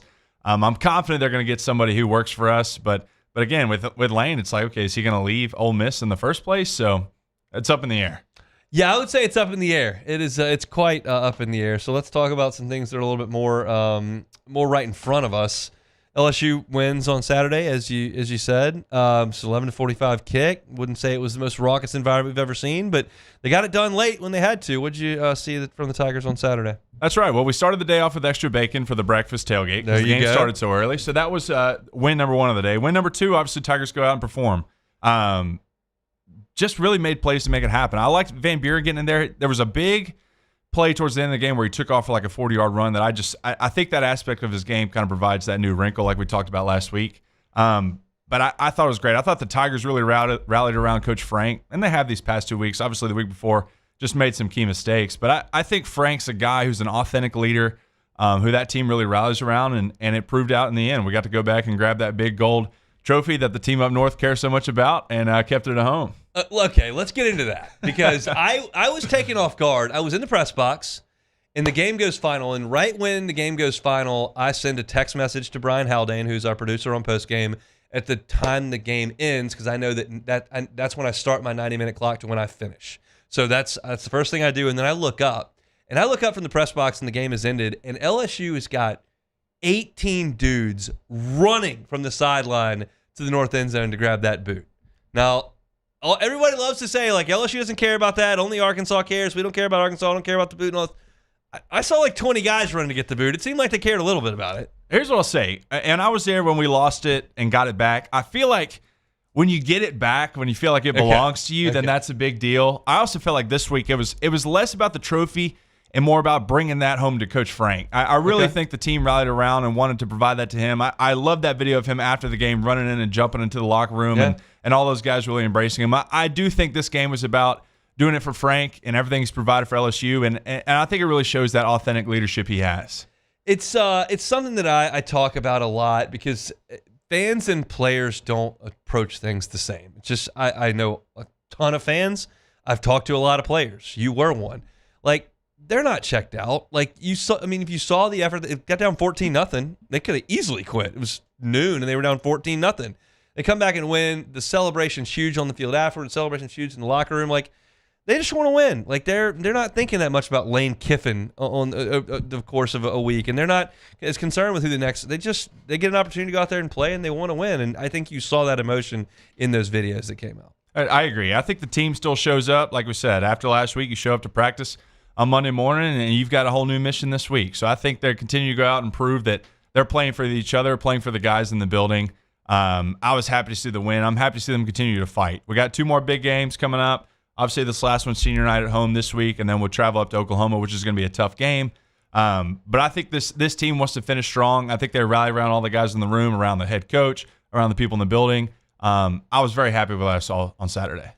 Now you're getting to a point, and you may have touched on this here, but like you had Frank's first game against Alabama. You had the battle for the boot, SEC game, home game, Frank's first time coming out of the tunnel, whatever you want to slice it. New quarterback started. Like there are angles that I can find for motivation for those games. I think it's a little bit tougher for Western Kentucky in November when the playoffs out of the picture. Frank's now been the coach for a month. Like, how do you think they get charged up for Saturday? Well, I'll say one thing. It is senior day, and that's what I was saying. You were touching on. As a player, obviously as a senior, when it's your last go around, that's you get into that locker room, you kind of run out. They do do the event pregame with your parents, and it's obviously a big emotional deal. But even as an underclassman or a junior, you watch those guys run out, and you think of all the times you've had together, whether that's in the weight room and fourth quarter drills and the meeting rooms, all that kind of stuff, and you realize, man, those guys are going out. Like, let's send them off with a bang. Let's get one last win at home.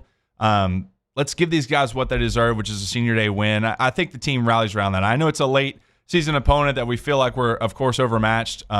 But anytime it's senior day and you kind of get the emotion of it, and realizing that another class is going out, I think the team really rallies around those seniors. Gordy Rush from here often says that, like, he's not a big fan of the senior day ceremony thing, not because he thinks it's a bad thing to do. It's a great thing to do, but it may take away from your focus, your routine. It may drain you emotionally. Like, it's not in your normal routine, and then you got to do something completely different going out there. Like, what's your experience in that, and like, how do you feel like the best way to handle that is? Well, it's tough because, I mean, I'd love to tell you it's all no big deal and everything, but we lost my senior day, so I just think that was more about the game itself. But I don't know. I have to disagree with Gordy there. I don't think that takes away too much. I think you get your moment as a senior, as a player, for everything you've been through, and then you kind of rally back in the locker room. That's all right, guys. We did it. Let's lock in. Let's win the game. Because all this is fine and dandy, but if you don't win the game, I mean, I sit and stare at a football in my office from 2016. That's kind of a sore subject. So if you don't win the game, it's kind of all for nothing. I think you refocus and do what it takes to win. And obviously, this is an opponent we should beat. I think I disagree with Gordy. I think they do what they need to do to win. Defense, nice effort against Arkansas. Good Arkansas defense, held them to 15 points on that side of the ball. They had to block, kick, punt, obviously, for a touchdown, but 15 points that offense scored. That was a welcome sight, I think, and hopefully something to build on this week. Yeah, I think we finally, everyone's talking about the running quarterback, and we've talked about it, and it seems like we finally shut one down. So I was very happy to see that. Like you said, they got the punt block, which was an easy 7, but outside of that, we did a good job containing them. Defense rallied around. I think they did a good job of trying to keep him in the pocket, or at least dressing him enough where he couldn't make accurate throws. But for our defense to do that against Arkansas opponent who averaged 30-something points a game, I thought that was huge. So I was happy to see it. I'm hoping we finish out these last 2 weeks that same effort. What's going on with the Alumni Association? Oh, man, the Alumni Association is doing great. We do not know who the head coach is going to be. But, if you want to keep calling, I'm happy to just continue to have conversations with everybody. But as far as this week, we've got a big event. Of course, we launched the Business Network as part of our plethora of things we do at the Alumni Association. We've got one this Thursday night. It's going to be at a DSLD show home in Gonzales. If you're interested, it's a lot of great business leaders in the area that get together, kind of talk about everything they've got going on, rally behind the purple and gold and the pride of LSU. It's a great event. I'd highly recommend coming out. It's 5:30, 7 o'clock on Thursday. If you want any information or you have any questions, just feel free to call us up at the Alumni Association. You can ask for me, Colin Jeter, or Lauren Kiffin. We'll be happy to help and kind of get you lined up and part of the association. And if you want to know who the next head coach is going to be, Colin knows. He'll be one of the first to know. You can call him up. He'll let you know, and then you can get into your Alumni Association. We may or may not announce it Thursday night, so you might want to attend the event. Come on out to the DSLD home showroom, and we'll tell you who the coach is going to be, and you can network. It won't end until it ends. We know that very well, and we appreciate you giving us a little bit of time here on this Tuesday. Thanks, man. Yeah, thanks for having me, Hunt. Colin Jeter, the LSU Alumni Association, former Tiger tight end. Back with more. It's the Hunt Palmer Show. The Hunt Palmer Show. Genesis of Baton Rouge. GenesisofBatonRouge.com is the website. Every car that is on the lot is online at GenesisofBatonRouge.com. When you think Genesis, you should think luxury line of vehicles. It absolutely is. When you think luxury line of vehicles, don't immediately go, well, I obviously can't afford that. You don't know until you try. The brand at Genesis and the message there is it's a luxury brand at a reasonable price. So get on by and see them. Just ask. Put it on your list. Airline at Pico. If you're in Baton Rouge, you're in the market for a car, you're probably going to be on Airline anyway because that's where most of the dealerships are. Just make that one stop at Pico across from Women's Hospital and see the good folks at Genesis. An amazing staff, wonderful line of vehicles, and every single model in the line is an IAHS top safety pick. So every single one is one of the safest cars on the road. Whether you're single, got a big family, no matter what your situation is, Genesis has a model for you. Get on by and see them, Airline at Pico, or check out the entire inventory online at GenesisofBatonRouge.com. In South Louisiana, you can always count on good people coming together to help our children. At Dreams Come True, we grant wishes for Louisiana children with life-threatening illnesses. But to do this, we need funds. That's why we're trying to raise $100,000 for Dreams Come True by giving away the Blessed Builder School. Make your backyard's dream come true while helping our kids Just go to dreampoolla.com and you can find out how your $25 donation might help win you a Duplessis pool. Lock Meredith, Sean Fagan and Associates has won for our clients over $175 million over the decades, but our greatest success is our clients who have chosen and trusted us to help them. Whether you hire us at all, give us a call. You've got nothing to lose. Hi, I'm Sean Fagan. If you get injured, you could be staring at medical bills, repair costs, and lost income. Life can be turned upside down. At Lock Meredith, Sean Fagan and Associates, we'll work to turn your world right side up. Hire us, and like thousands of our clients, you'll be glad you did. These are the luckiest ice cubes in the world. They could have been a thankless bed for an all-you-can-eat salad bar, but instead, they've been called upon to cradle and cool a crisp, refreshing Dos Equis. Looks like the lucky just got luckier. Dos Equis. We typically think of stress as being bad for us. At Our Lady of the Lake and LSU, we are researching how certain types of stress, such as exercise, can be good for our immune health. By studying people under extreme stress, such as athletes, astronauts, service members, and first responders, we're learning how to improve the immune health of everyone. That's the power of research. That's the impact of champions. Together, we roar. I'm Gabrielle McLeod on behalf of the Louisiana Propane Dealers. I have spent hundreds of hours preparing for scholarship competitions. That preparation paid off when I won the Fitness and Talent Awards along with the title of Miss Louisiana. The Louisiana Propane Dealers are also pretty talented and want you to be prepared for when the power goes out. Visit louisianapropane.com to find out about propane generators and other safety tips. Louisiana Propane, it truly is the fuel for our future. ED, low T, or simply seeking to optimize your health and performance? Goodwood Men's Sexual Wellness offers a range of discreet services to address your specific needs. We empower men to reclaim their health and confidence. Visit yourgoodwood.com.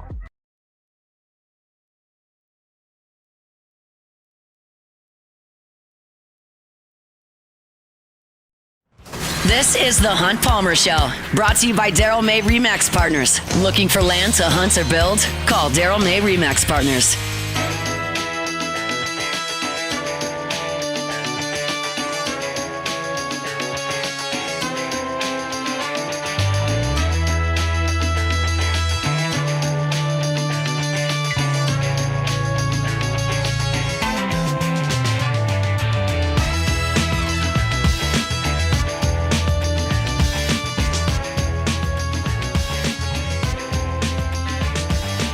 Every single Tuesday, our show brought to you by Daryl May Remax Partners, licensed realtor, Louisiana and Mississippi. You can reach out to Daryl at darylmayproperties.com. That's darylmayproperties.com or 268-6915.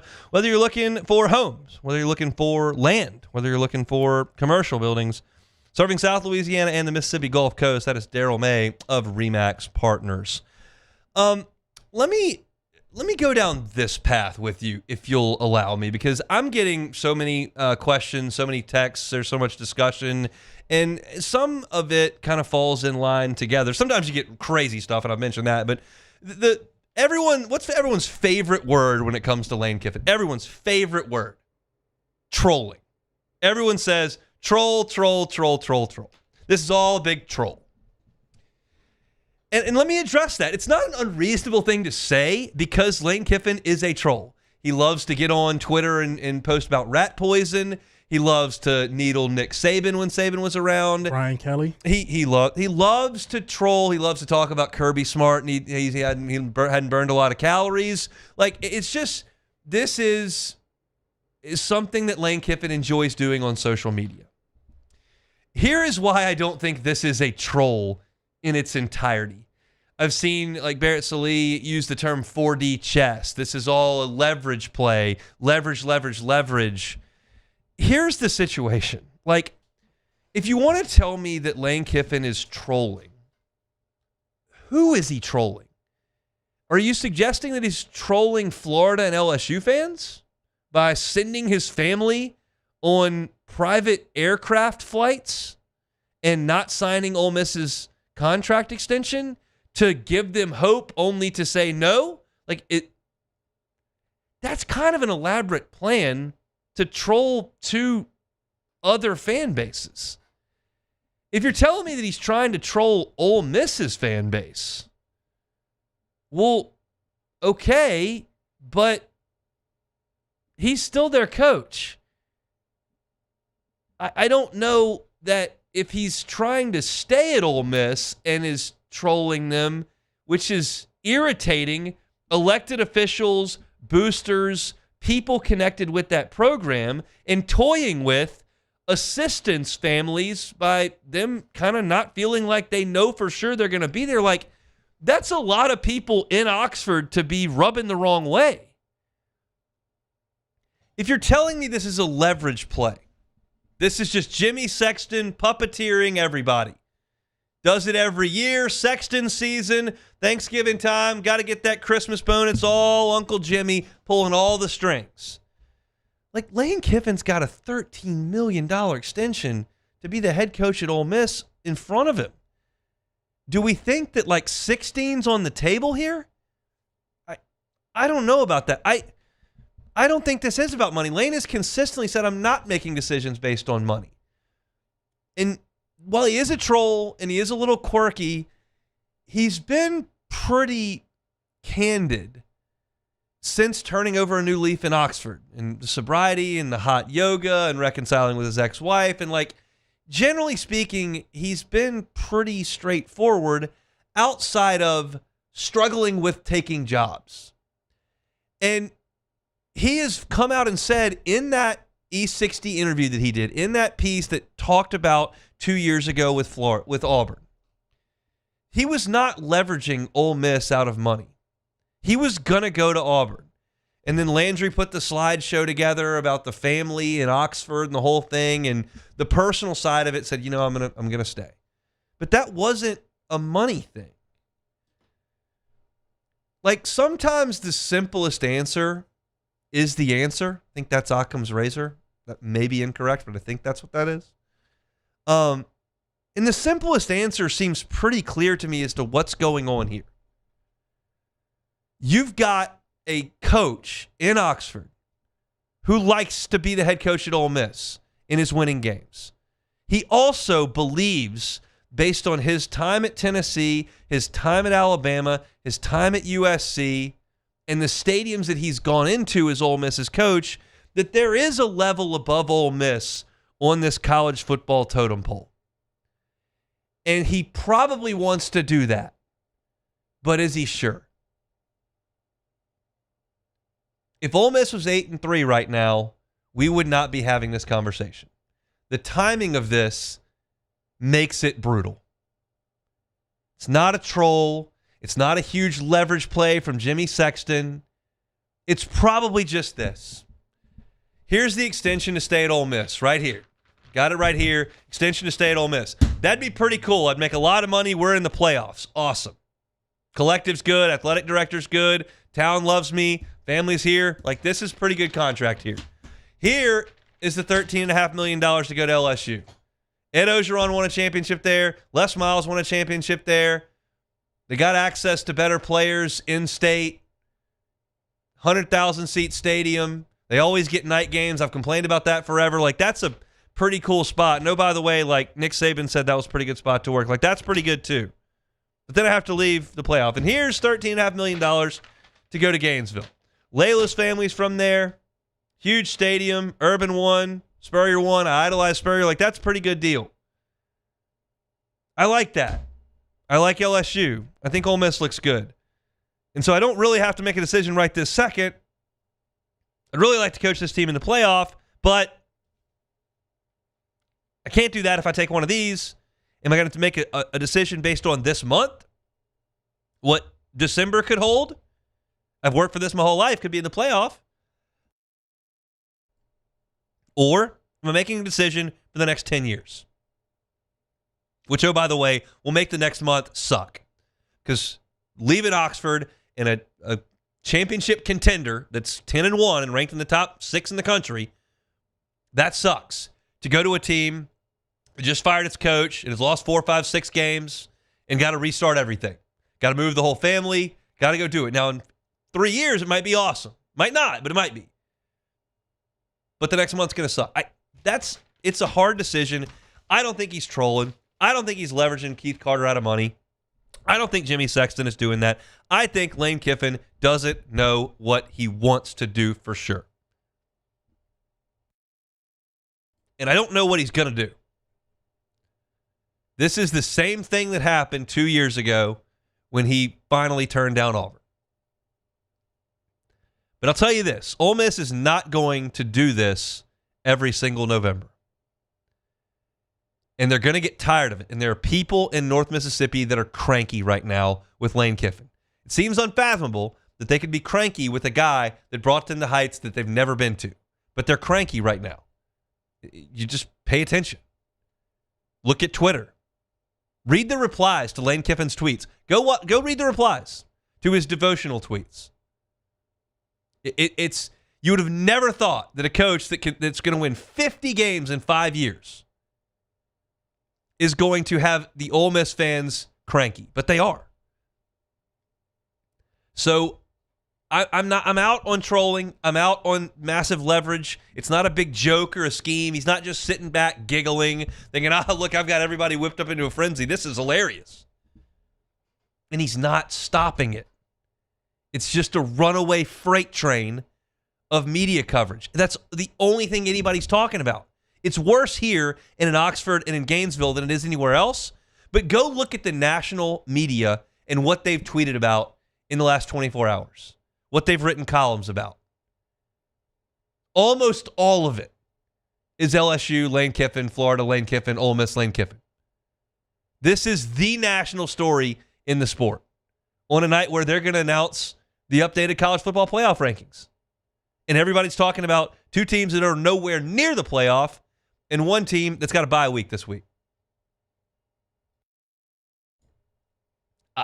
I think that's the simplest answer, and I think it's the answer.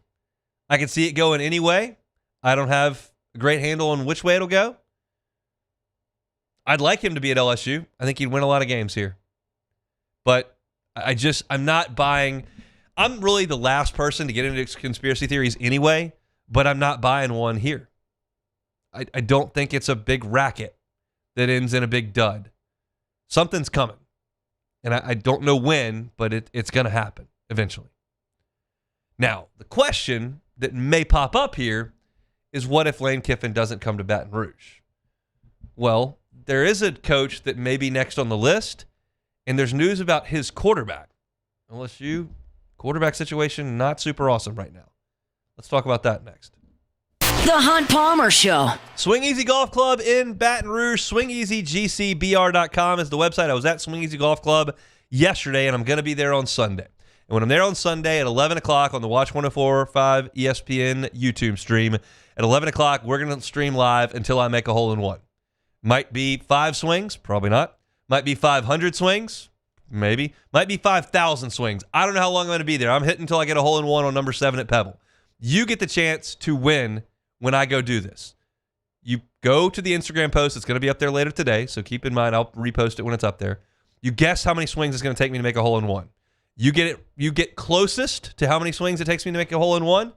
You're going to win swag bag from us. You're going to win hoops tickets. You're going to win a 2-hour session at Swing Easy Golf Club just for guessing right. You got to go comment on Facebook or on Instagram how many swings you think, and the winner will be announced when I make one, which hopefully is sooner rather than later on Sunday. I hit a few balls yesterday, had a few roll pretty close. It's only a 103-yard shot. We'll see, but I'm excited to that. We'll be streaming live Sunday at 11 o'clock. Swing Easy Golf Club in Baton Rouge, online, swingeasygcbr.com. After a decade of working in private duty nursing, I know how hard it can be to find compassionate care for the ones that you love the most. So I started Decision Critical, a premier concierge nursing agency, so we can take care of you wherever you are. Our highly skilled nurses provide exceptional care from the comfort of your own home with personalized packages for short-term, long-term, or even around-the-clock care. Visit us at decisioncriticalbr.com and give us a call today to get started. Raising Cane's is our victory meal. Football fans are some of the most dedicated fans in sports. It's a fundamental quality we share, and that fuels every single order of our hand-battered chicken fingers. Wherever there's football, there's Raising Cane's. One love. Let's go. Banking on the go? Our mobile app makes it effortless. But at Campus Federal, you're more than just an account number. We build relationships with our members, supporting you from saving for college to owning your first home. If you're buying a car, planning a home renovation, or a vacation, we're here to help. Campus Federal Credit Union, your trusted financial partner for every stage of life. Start your journey today. I'm Lawyer Locke Meredith. We are honored and humbled to receive from our clients in Google, based on 5-star client reviews, the designation of our law firm is highly recommended. Whether you hire us at all, please give us a call, 272-5555. You have nothing to lose. Hi, I'm Mitchell Meredith. Injuries happen when you least expect them to, making your life more complicated. At Locke Meredith, Sean Fagan & Associates, we know this, and we strive to help each of our clients during these times. Whether you hire us at all, give us a call at 272-5555.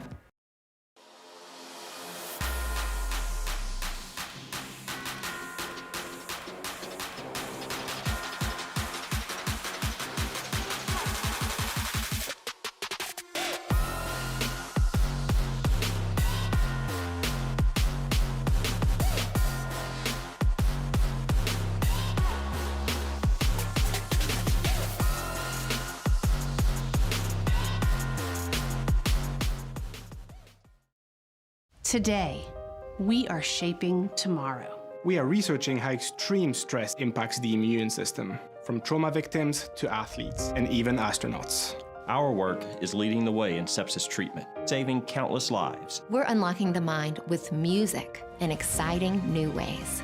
Our Lady of the Lake Health and LSU are improving the health of our state. That's the impact of champions. Imagine the impact we'll have on the future. Together, we roar. Looking for cleaner energy? Propane is energy for everyone. And when you're cooking with clean, affordable propane, you're cooking with gas. This is the Hunt Palmer Show, brought to you by Daryl May Remax Partners. Looking for land to hunt or build? Call Daryl May Remax Partners.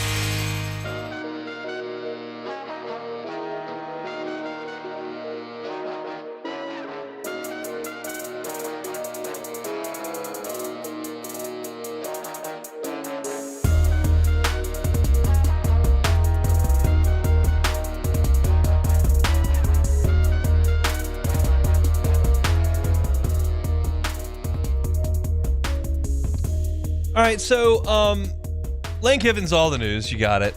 We've covered that significantly today. So let's step outside the Lane Kiffin bubble. What if Lane Kiffin stays at Ole Miss? What if he goes to Florida? LSU's still looking around, right? And the betting favorite as of yesterday, we posted this on LouisianaSports.net to land the job, which doesn't really mean anything, but it's a talking point. Was Kenny Dillingham from Arizona State. I'll be candid, like, I know of Kenny Dillingham. I know what he sounds like. I know that he was in the playoff last year. I haven't dug much beyond that, but I understand that he is a hot name. I understand he's done a good job at Arizona State, and I think that it makes some sense to think that LSU would have him on the list if Lane Kiffin falls through. What's interesting is that today there's a report from On3, Pete Nakos, as well as Steve Wiltfong, reported that Arizona State quarterback Sam Leavitt is actively shopping. Let's see, what is it? Learn that the camp of Arizona State quarterback Sam Leavitt is actively shopping the talented passer, quote unquote, at a high level to other programs with the plan of entering the transfer portal when the window opens on January 2nd. Now, there have been conflicting reports on this. Some have said he could command a deal with an annual compensation exceeding $2 million if he enters the portal. Leavitt's potential move is to test the market, not a sign that there's any rift between the quarterback and head coach Kenny Dillingham, said a second program source said. Levitt's been at Arizona State for 2 seasons for Dillingham. He was the 2024 freshman newcomer of the year in the Big 12. Led Arizona State into the playoff. In 7 games this year, he's thrown for 1,628 yards and 10 touchdowns with 3 interceptions, 300 rushing yards, 5 touchdown runs. The one game that jumped out to me as I was looking at the game logs from Sam Levitt was against Texas Tech, who's really got a good defense. 28 of 47 for 319 yards and a touchdown in that game. He has been impressive this year and is a proven talented passer. Now, if LSU were to get Kenny Dillingham, would Sam Levitt follow? That's the kind of thing that makes some sense in this day and age in college football, of where you've got free agency in coaching, you got free agency in playing as well. And you feel like, based on the two working together the last 2 years, that could be a possibility. Now, I don't say that to immediately oust Michael Van Buren as LSU's starting quarterback. What I'll tell you is that right now, as I sit here in this chair on November the 18th of 2025, Garrett Nussmeier is out of eligibility in like a month and a half. Colin Hurley is not with the team. Michael Van Buren's the only scholarship quarterback you have. And so, yeah, he might be on the team next year, but he might not. Either way, you got serious issues at quarterback for the 2026 LSU football team, because there's not, I mean, you don't have one committed in this class. You don't have a backup that's a scholarship player on the roster. Like, Juwan Johnson is not a quarterback. And you've got Emil Picarella, a walk-on who's a freshman, who the coach is talking about yesterday is a guy that they feel like could come in and finish a game. But I don't know if that's somebody that you're counting on as a key piece to your future at the quarterback position. All this being said, like, you need a quarterback in the portal or 2. Depending on what Michael Van Buren does, depending on whether or not you can get a freshman in this class, like, your numbers at quarterback are unacceptable at this point. Now, Colin Hurley may come back. You may get a coach that can bring one in the portal. You may sign a high schooler. Like, there are avenues to make this work for LSU at quarterback.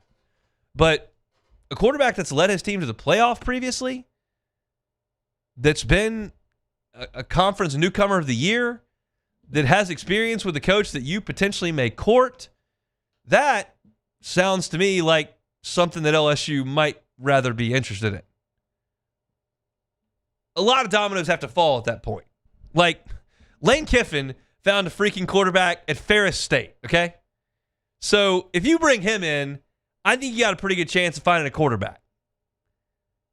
I was writing for LouisianaSports.net over today, and like, Trinidad Chambliss winning, Jackson Dart winning, go back to Matt Corral, won. Like, Kiffin is kind of one with whoever they threw up there in Oxford, and none of them have been Heisman winners or the first pick in the draft or the most talented player who ever set foot in Oxford.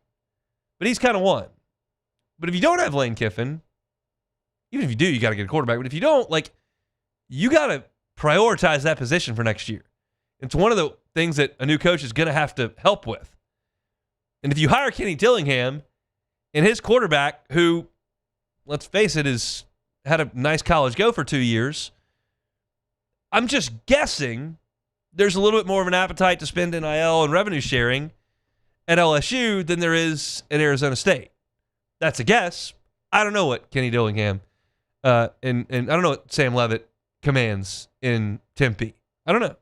But I know that there's a little bit more passion and a little bit more money, generally speaking, flying around on the Gulf Coast.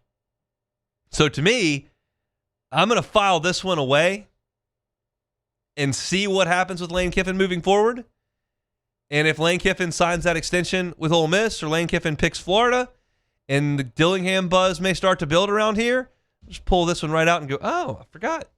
1-3 reported Sam Levitt might be jumping in the portal. That may be some sort of a package deal. Again, I want to be clear. I don't know anything definitively about this.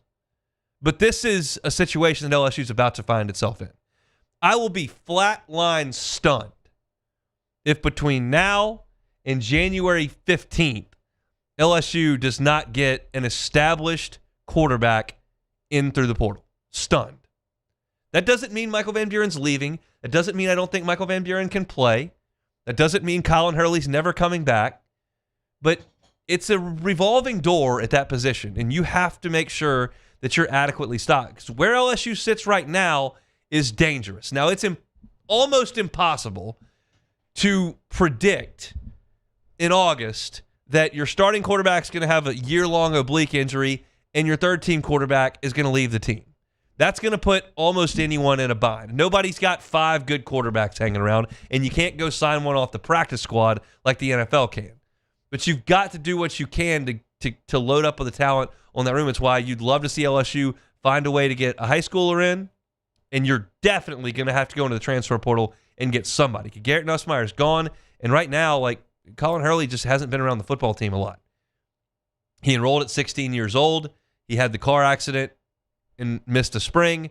Now he's away from the team in the fall, and like, we're not here to speculate on anything that's going on with him, and if it's something that's off the field, it's a personal reason, like Frank Wilson said. That's far more important than football, but you've got to address that when the roster building portion of this comes to pass, and that's coming pretty quickly. So if they're telling me that Sam Leavitt's going in the portal, and you're also telling me that if I look at the Vegas odds that Kenny Dillingham is the most likely head coach at LSU based on those betting odds, well, it stands to reason there's a reasonable chance that Sam Leavitt could end up at LSU. Long way down the road. A lot of dominoes have to fall. But again, that's where we are. I could break down the Western Kentucky Hilltopper defense if you'd like. I can talk a lot about LSU Alcorn State, or we can go on to what this LSU football program looks like moving forward, and this could be. It's a reasonable number of dots to connect to say, hey, this could happen. So we'll see. Kenny Dillingham, Sam Leavitt, package deal, Baton Rouge? Maybe. Tuesday show is brought to you by Daryl May of RE/MAX Partners, licensed realtor in Louisiana and Mississippi, buying a home, selling a home, buying some land, selling some land. Daryl May, RE/MAX Partners, happy to help you with that. We'll come back. Briefly, I will touch on LSU and Alcorn State basketball. Might even throw a little LSU baseball in. We'll play some Take It or Leave It and get out of here this Tuesday edition of the Hunt Palmer Show. The Hunt Palmer Show. Highland Insurance Group, HighlandIG.com is the website. Look, the Highland Insurance Group knows that insurance is not the most fun topic of conversation, but it's important. And I myself, being in the industry for 7 years, like, I understand how important it can be to a business when something unforeseen happens. And you want to make sure when that does happen, car accident, cyber attack, as one of your employees clicked something they shouldn't have, maybe it's a lawsuit, maybe it's a storm, maybe it's a fire. You got to make sure that not only did you pay that good money for your premium up front, but that money's coming back to you because the policy was written properly. And at the Highland Insurance Group, they're going to take care of you. They're going to take care of their clients. They're going to make sure that the coverage is right. If you're a business owner, CFO, risk manager, you're in charge of handling your company's insurance program, and you want a second set of eyeballs on your renewal, the Highland Insurance Group would love to be that next best option for you. They're here in Baton Rouge. Jonathan Carbo and his team can help you out statewide. Go to the website, fill out that Contact Us information sheet, thehighlandig.com, highlandig.com. These ice cubes could have been a thankless bed for an all-you-can-eat salad bar. But instead, they cradle and cool the crisp, refreshing Dos Equis. Nicely done, ice cubes. In South Louisiana, you can always count on good people coming together to help our children. At Dreams Come True, we grant wishes for Louisiana children with life-threatening illnesses. But to do this, we need funds. That's why we're trying to raise $100,000 for Dreams Come True by giving away the Blessed Builder School. Make your backyard's dream come true while helping our kids. Just go to dreampoolla.com and you can find out how your $25 donation might help win you a Duplessis pool. Attention diesel mechanics. River Parish Contractors has an immediate full-time opening with benefits. Valid licenses and TWIC card is required to apply. Call or text Big Jake today at 985-479-9858 or go to rpcontractors.com and click on Apply Now. Come be part of the team that values hard work, has a high standard of excellence, and delivers projects on time and safely. River Parish Contractors. Let's get building.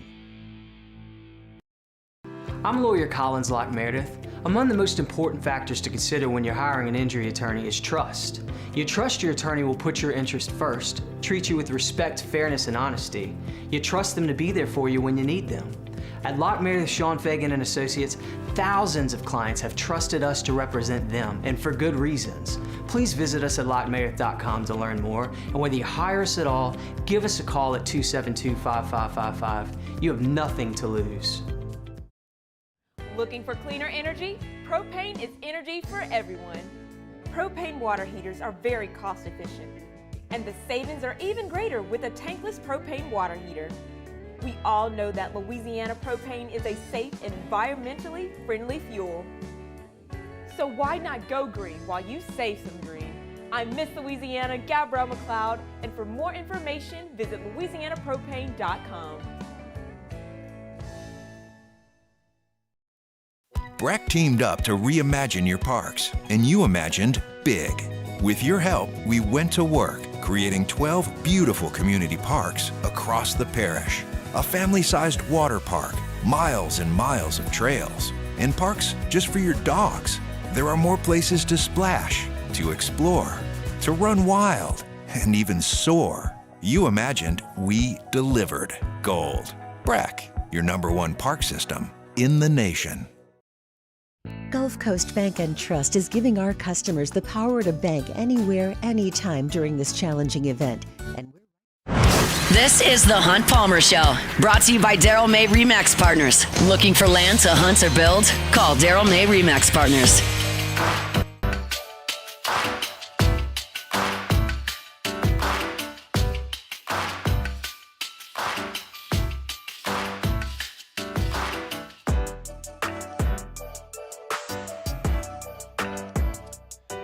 LSU and Alcorn State tonight from the PMAC. Just a couple of quick notes on it. Alcorn State is one of the worst teams in the country. They are 0-5. They've lost 3 of their games by more than 20 points. They rank worse than 300th in both points per game scoring and points allowed per game. They're very bad. They do not have anyone with real size on their roster. You're looking at a height around 6'8", weight under 200 pounds. Should be another game where Michael Nwoku, Jalen Reed, Robert Miller and company are able to just impose their will and dominate inside the paint, on the glass, at the foul line, where they've really imposed their will on bad teams. It's a bad pre-conference schedule for LSU until you get to next weekend, and this is just the next in line here. I'm enjoying watching De'Don Thomas work LSU's offense. I know that LSU's not going to score 90 every time out. They're in the top 10 in the country in field goal percentage right now. That's not going to last. That's a faction of them playing really bad competition. But I am fascinated watching De'Don Thomas play, because I think his ability to run the offense and distribute is going to have to be something that LSU can lean on. They probably can't lean on scoring 93 a game and shooting 54% and all these statistics they've rolled up in 3 games. But I can watch him play and feel like he's the guy that stirs the drink for LSU.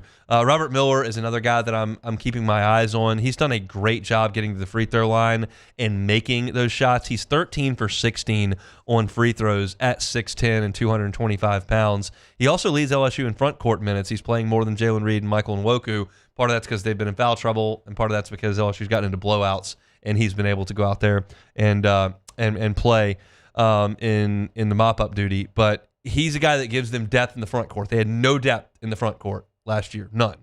And he gives them a little bit of that behind Jalen Reed and Michael Nwoku, so I'm hopeful to see a little bit more from him against an overmatched team tonight. And then there's one guy to watch on Alcorn State's team, Shane Lancaster, 6'4" guard, who is 14 for 25 from 3. That's 56%, and he made 7 of them against South Alabama. But again, terrible team that LSU's playing tonight in Alcorn State, and I expect it to get real sideways in the PMAC tonight. But I'm just kind of keeping an eye on them. Next Friday, they'll go to Destin, and they'll start that tournament. They'll play Drake. Georgia Tech is an option. They'll go to Boston College the following Wednesday. Texas Tech, SMU still to come. So there are some games to pay attention to with this team moving forward. Tonight, probably not one of them. You're going to get a pretty big beatdown in the PMAC against Alcorn State in this one. So that's a look there. Maybe talk a little LSU baseball tomorrow. Got a little bit more time, but today was just very heavy on Lane Kiffin because he's in the news and because everybody's talking about it. And then he went on the McAfee show, and that's kind of where we've been. So if you missed any of that, you can catch it on demand. Hunt on LSU is where all of our LSU coverage is filed. All right, take it or leave it. Take it or leave it. Take it or leave it. Take it or leave it. Presented to you by Flight by Yingling, the next generation of light beer, crafted by America's oldest brewery. Today's hottest stories in sports, news, and sometimes even Hunt's life. The question is, will he take them or leave them? Flight by Yingling, next generation of light beer. Everything you're looking for in a cold, light, delicious beer. 95 calories, 2.6 carbs, and you got that flavor from America's oldest brewery. It's Flight by Yingling, the next generation of light beer.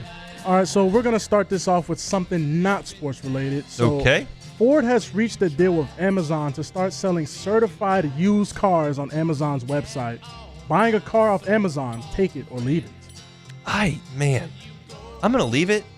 Just leave it alone. I'm going to buy my car from Genesis Baton Rouge. Okay, yeah. But okay. That's, I'm good buying a pair of pants on the internet. Yeah. And I know that a lot of people buy cars on the internet. That's very commonly done. It's just one of those deals like, I'd like to get behind the wheel. And I don't know if Amazon's driving it to your house and letting you do that or not. That's but a good question. I don't know either. That's one of the things I'd like to get in before I buy it. It's the car is one of your bigger purchases. To some, it's the biggest purchase. Yeah. So I'm it's just not. Hey, yeah, just send me that. It's good. Yeah. Like that's not where I am on the car. Yeah. Make sure my Prime's in so I can get it tomorrow. I need my car immediately tomorrow. Get it to the driveway. I got work tomorrow. Exactly. Okay. So the Blue Jays have emerged as the favorite to sign former Cub Kyle Tucker. Is this a good pickup for the Blue Jays? Take it or leave it.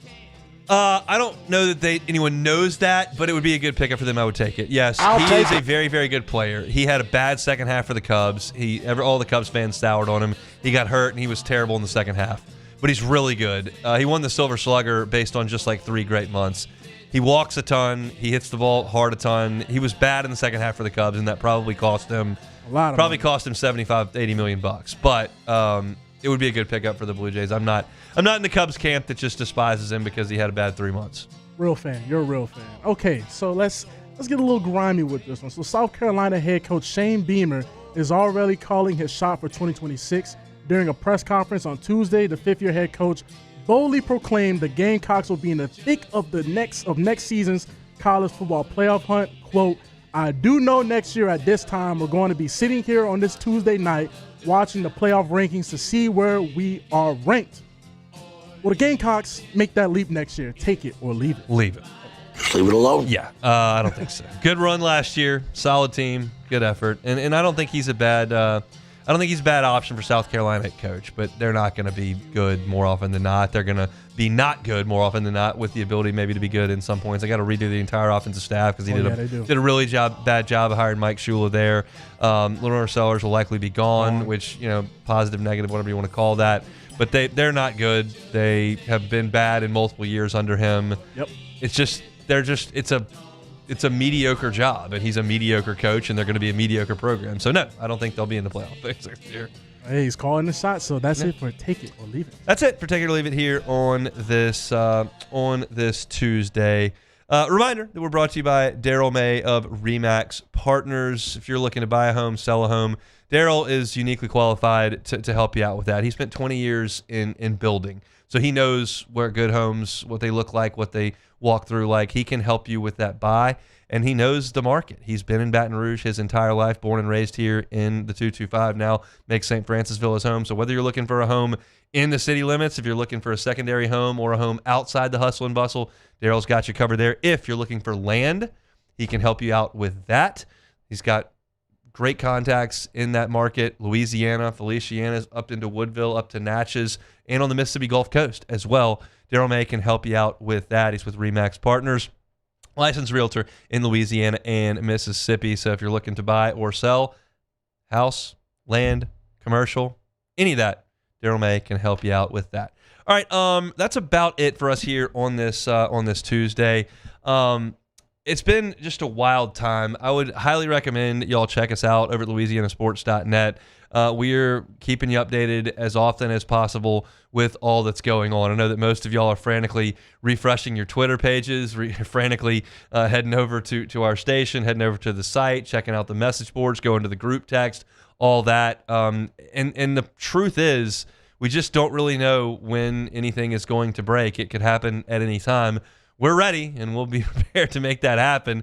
But it's we're keeping up to date with stories with Lane Kiffin over at the website. I've got one coming up on some of the potential staff hires that he could make or retain if he is the head coach. We've got his reaction from the Pat McAfee show. Chris Marlar's got a column up on why LSU's a good fit. He's also got a column up on what if Lane Kiffin left, what kind of dominoes would be put into place. Like, there's just a lot of coverage over there. So if you're looking to bide some time instead of just frantically refreshing Twitter, head over to LouisianaSports.net. As always, it is completely and totally free. If you missed any of today's show, you can catch it on demand wherever you find your sound. I opened the show talking about the latest on this whole deal. We chatted with Sharif Ishak about the Saints and Falcons. You can find that at Hunt on Saints. Talked to Glenn West about the Tigers. Talked to Colin Jeter, former LSU tight end with the LSU Alumni Association, about the Tigers as well. That's all Hunt on LSU. A little bit of basketball talk here at the end. If you're missing our entire show, always archived at the Hunt Palmer Show. Wherever you find your podcast, Apple Podcasts, Spotify, Google, you can always find us. Tomorrow's show, looking forward to that. We'll have J.D. Pickell, a host of the Hard Count on 3 Sports, on with us talking about all that's going on in college football, including the rankings that come out tonight. We'll certainly do my SEC football power rankings on tomorrow's show. Might get to some fall baseball, which I was able to go watch on Sunday. And there's a story up on LouisianaSports.net about that as well. We have a reaction to LSU and Alcorn State. And whatever is next on Twitter or wherever from Lane Kiffin, that's kind of where we are at this point. I'd love to start talking about LSU Western Kentucky. We might do that a little bit tomorrow. We might not. It just depends on what the news cycle does hold. So we appreciate y'all hanging out with us throughout the day here on 104.5 ESPN Baton Rouge. I am out of here. Hope you have a wonderful and safe Tuesday. LSU and Alcorn State tonight. You can find that on Eagle 98.1 at 7 o'clock. Matt's going to drive you home next on After Further Review. We're back tomorrow for a Wednesday edition of the Hunt Palmer Show on 104.5 ESPN Baton Rouge. The Hunt Palmer Show. 104.5 ESPN Baton Rouge and First American Bank and Trust bring you the Heart of the Game Award, recognizing student athletes who deliver when it counts. Nominate your game day standout at 104.5